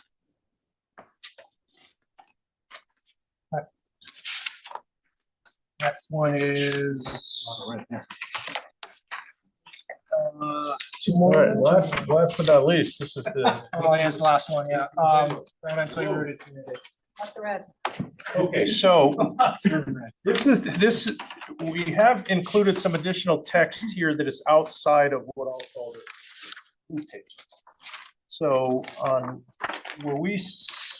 on page 45 or thereabouts, where we have, for this draft, we added some paragraphs that the sustainability folks wanted. The first paragraph is, it comes out from the forestry committee, because if you look, we've got a sustainability thing, we've got a harbor management paragraph. this is a nod to the forestry committee and kind of condensing some of their recommendations. I won't read it to you in its entirety, but that's where that comes from. Just to include that in is background text. Also, Is it from conservation though, or no? I'm sorry, I didn't hear what you said. I thought this was from conservation. This is from conservation, community forests. No, this comes Conservation. from, there are things in that will come next for this kind of is a combination of comments from sustainability folks in the forestry. Okay. The next piece is language that we've been working, and it's still a bit of a work in progress with the tax assessor. Is PA 490 open space is a way where we described before where someone could apply for open space classification to reduce their tax burden, to reduce developmental pressure. So what this paragraph does is it takes language right out of the statute, section 12-107B, the statutes for the purpose of taxation describes what open space land is, and this may or may not comport with your definition of traditional open space, but it's open space for the purpose of taxation means any area of land, including wetlands, forest land, farmland, preservation, and restriction of use, which would A, maintain and enhance the conservation of natural scenic resources, protect natural streams and water supply, C, promote conservation of soils, wetlands, beaches, or tidal marshes, D, enhance value to property, value to the public of abutting neighboring forests, parks, wildlife preserves, E, enhance recreation opportunities, 5F, preserve historic sites, and G, promote orderly development. And then what we attempted here is several bullets of that it's not just any property, but properties that would be of a minimum size that they could be developed for residential purposes beyond their existing use. So in a 2-acre zone, something that's bigger than 4 acres, for example. And giving some priority so folks get a little more criteria to help the tax assessor in terms of applications that people might make for open space. But along with that language, then we get into some of the strategies changes amendments we are adding to page 52, which is likely going to become more than one page, obviously. So under strategy A, expand greenways and open space corridors, where we have that already existing language. What we're proposing is bullet 2 is it is in the public interest to prevent the conversion of farmland, forest land, and open space land to more intense uses as a result of economic pressures caused by the assessment of property. So in accordance with appropriate guidelines, we tried to articulate previous paragraph, use of open space tax classifications should be encouraged. This is consistent with the existing plan, the specific language to encourage people availing themselves of that. We have a map, we can include a map. I didn't bring it with me, unfortunately, of land that's already classified as open space under this provision. But this was a specific recommendation from the tax assessor. Tax assessor. What? Is there a big interest in doing? I don't see it. Well, the interest is if you've got a 4-acre lot, for example, you could subdivide into 2 lots, and you don't want to do that. Right. You can apply for an open space classification if it's consistent with these criteria. And what happens is instead of being valued at a 4-acre property, they carve out a 2-acre piece. And Alexis may have some familiarity with from the assessment appeals board, but generally the assessor will value the minimum lot size as a taxable lot, and the balance would be taxed at a lesser rate under the open space classification. So it reduces a tax bill. So if there's a generational property that goes to the next generation, they're not as tax burdened that they might be incented to keep it. And if they sell it and subdivide it, there's a back payment penalty that accrues that, hey, we gave you a reduced tax rate and now you're subdividing, you got to pay some backpacks. Sure. Is there the conservation easements are, you know, a lot of benefits. Is there a lot of interest in it? That's just my question. Is there? There has been some. We have a roster of all the, from the tax assessor of all the, there's three classifications, one that doesn't include us at all, which is farm and forest classification. But the open space tax classification specifically requires some language in the POCD for an applicant to qualify. What our tax assessor was saying is we need to be a little bit more specific than what the current plan. If I had a 4-acre lot, or 2, 4, and I wanted to do exactly that, I would have to then provide access to the public, right? No. You would not. It No. just would be open. You're space. agreeing not to develop it. Yeah. And because you're foregoing that opportunity, Yes. you get a less tax liability. tax. So the idea is, it's just another tool for someone that, hey, I'm struggling, you know what, I'm just gonna sell this, it's worth more to split this up. If we can incent them in some way to hang on to it rather than to sublet it. Properties. G, promote orderly development. That's a broad category. That comes right out of the, But I'm saying that would allow people to submit an application. provided those other bullet points below apply. Yeah. Just an oversized parcel that you wouldn't necessarily be able to develop because you don't have the necessary street frontage, it's completely wetlands. It has other characteristics that you couldn't otherwise develop it. There are other wetlands. There are other discounts. So who would maintain it? It's owned the private property owner. Okay. It's basically an agreement in exchange for not developing the land to the maximum that it could be developed. They can qualify for lesser. It's not a, I can give you the numbers, it's not a hugely broad. That's just, I mean, Is there any cost issue to the town? Like, would we not be getting tax revenue? Well, yes, the rub here is that there's a reduction in the tax bill in exchange for them not creating those additional lots. I like that. We put an affordable house back there. Figure 80. Well, again, you don't have, if you want to have other opportunities, avail yourself of other housing opportunities, you're not gonna wanna apply for open space tax. let's keep Very going. interesting. So, Yeah, I like item number 4. Let's go through it. all right, number 3, again, is bullet number 3 under strategy A comes out of the Conservation Commission Subcommittee recommendation, their work that says they want some language to support development of a greenways plan. This is going back to what Kathy, one of the issues Kathy had raised earlier. That's fine, yeah. There's a specific statute reference that allows conservation commissions to do so. And so they wanted that to be implemented so they can potentially have a funding mechanism. Number 4, again, coming through some of the flood and erosion control board stuff, is continue work with the city of Bridgeport to upgrade and enhance the Rooster River corridor with open space acquisitions and naturalizing this waterway where possible. I don't think you need to read them all, so we can just go through it. So these are, again, issues that we've discussed and stumps that comes directly out of the conservation department. It's just a more robust, Take a quick more look. robust recommendations that we had. The open space map, Lex, that's okay. Go ahead. Yeah, no, and I appreciate that they had a subcommittee and that's awesome. I had a question. Can we have a section here, maybe I would see it on like water conservation? And just how that is erased. Usage? Yeah, just like in general, We're on page 52, strategy A, or is that where we are? yeah. We're doing all the strategies right now.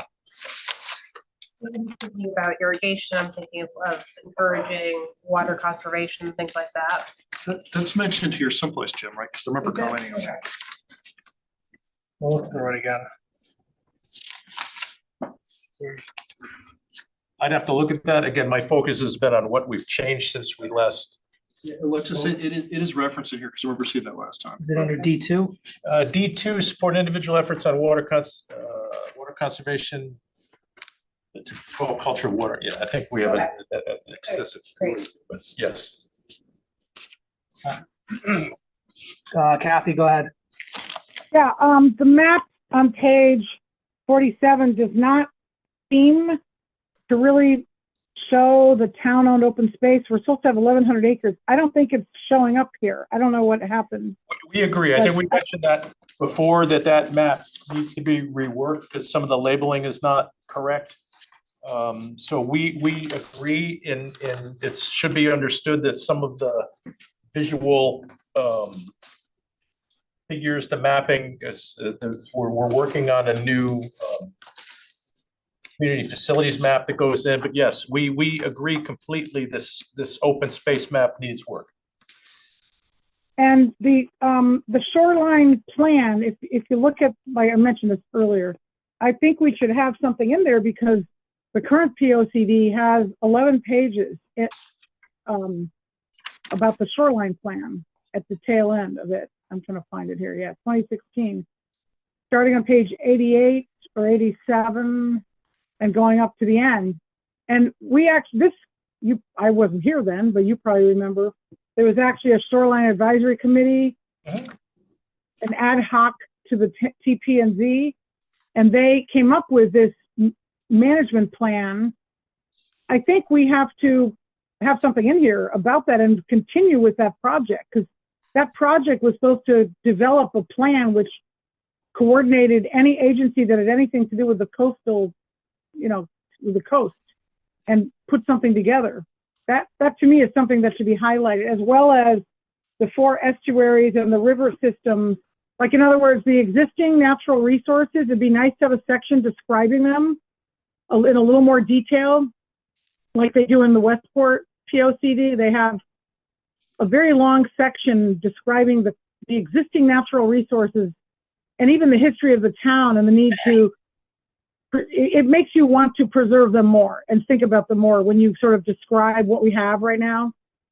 Yeah, I'll respond in a couple ways. I think when we discussed earlier some potentially introductory language about the importance of the coast, but having said that, I think it was this plan's intention to have the environmentally rooted community in section chapter in combination with the resilient community chapter would replace what you were referring to, but we could certainly go back and look if there's anything specific that we need to pull from that. But it's not just for resiliency, though. It's for. Let me finish. Yeah. On if you look at the second page of this bullet point 3, I kind of went through it fast, but this is the inventory of natural resources and formulated watershed management, drought management plan is something that the Conservation Commission wants to work on. They recognize that they want to do a natural resource inventory that you are describing. Which one is this? What, strategy B? A3. A new A3. It's in the edited or add-ons. I just think we need to have something mention of shoreline planning, not just it's very specifically. I mean, we are a shoreline community. I agree, but I think if you look re-examine the two chapters of environmentally rooted community together with the resilient community, there's a lot of that is discussed. I guess my point is the Greenways plan is pursuant to a state law. The shoreline plan is pursuant to another state law. I don't have the statute number in front of me. Can I just email you? I don't think anyone's going to mind if we throw in a bullet point about that, like just throw it in there. Can I email you the citation and maybe you could put it in there? Support the development of a shoreline plan. It's different than a Greenways plan. I understand that. Yes, the short answer, yes. If you've got a specific reference, I'm happy to see it. Yeah, but I did the research, can't find it at the moment, but yeah. Okay. I know that we're that's curfew, but if we have additional changes, should we just, or thoughts that I might have some, can I just email to you? Or?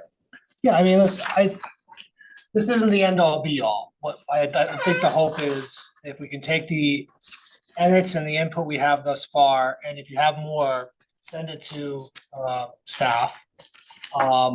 We can, kind of see what, if it needs to be circulated, we can do, but I mean, the idea is if we can, let's just say, assuming we had nothing else after tonight, I'm not saying that that's actually the case. If we can kind of get all the edits together for now, get a draft we can submit to us and to the public, and then go to public hearings on at least that draft, and we can still have further edits after the public hearing. That's not, not done by any stretch, of the imagination. I think this is, second, third, which is fine, and we've done some, thorough job with it. Are we, But I would like to get. are we still waiting to hear, though, from some of these bodies in town? What's that? I was just gonna finish. Okay, hold on. Alexis is, I'm sorry, go ahead. Yeah, that's kind of what I was leading to, like, I was going through the feedback and I wasn't clear if we had gotten, I'm not sure if it's sufficient, but the POCD seems to call for, a shift in population potentially with more density. Have we gotten feedback on that from fire, from police, on how that could impact their planning too? Because that will stretch resources potentially. Maybe it's not appropriate for the POCD, I don't know, but. Indirectly, we don't have any declarative statements about that. That's been a topic of discussion outside of the POCD, just in terms of what's been developed in terms of what their resources are. That's a constant. I know the fire, I know they're doing a study, right? Right. Yeah, they're doing a study on their use for potential firehouse and staffing over the last budget contract negotiations. There were positions added and so forth. So, to me, I think that's they have keen awareness of what's going on in the development world, and they're dealing with that. I don't see a need to make that a separate. That's all. Yeah, I was curious there. Thank you. I'm trying to figure out who we have heard from, because it's hard to find. Like, I see that a lot of the town departments or entities were from 2017, which is really not a review of what we have of this draft. And is there a way of having them look at it to see how it will affect town services and budgets and things like that, like IT, HR, health department, fire, police, etc.? And also, did we specifically hear from sustainability? Because when I talked to someone on sustainability, they said they only did an equity review. They didn't do a scientific, like, environmental review recently. Did they actually review it? Because they are the sustainability task force. I know we heard from conservation, and I know conservation got input, I believe, from forestry when Emmeline met with them in May. But I don't know if we met with sustainability task force or not. We didn't meet with them. They provided us some comments, but again, that's comments about equity only. Well, I can't control what they're going to comment on. They had to do that to get a certain step. Right. The idea of moving this forward to get to the public hearing stage will create that opportunity and time frame for that, a window of last comment. Well, This has been ongoing for a while. We need to create, hey, here's our draft as we have it. What's the feedback? And we'll have a comment period of a certain period of time, I would expect, after that, and then we can go from there. Okay, so the state law, the statute requires, are we talking about the one mandatory public hearing, or are we talking about just letting the public comment before we have, because once you start going into the mandatory public hearing, that's the tail end of the whole process. And yes. Okay, so before that, I would like to see a draft and review it before it goes to the final public hearing. That's the last step before we adopt it. That's correct. How many public hearings we undertake No, we is don't have completely up to this commission. We're gonna get a draft. We're gonna have a public hearing, and then we're gonna see where we are. And if by there is a realm of possibility that we are good to go, and it's also in the realm of possibility that we have further edits to make, with public comment and even amongst the commission. And then we have another draft with another public hearing. And however many times that is needed will be determined by how things shake out. Can we see a draft before? Can we, like, We will get a draft. are we gonna get, yeah. We'll Like, get a draft and then it'll be available for the public hearing. but there's a lot of stuff that's still waiting to be done. And I'd like to have us have a chance to look at whatever we've been talking about for the last 2 or 3 sessions before it goes to a public hearing. Like, we might still hear from harbor management or sustainability or somebody else, right? Because I know conservation wanted to hear from Aspetuck Land Trust, for example, so I don't know if we have all that input.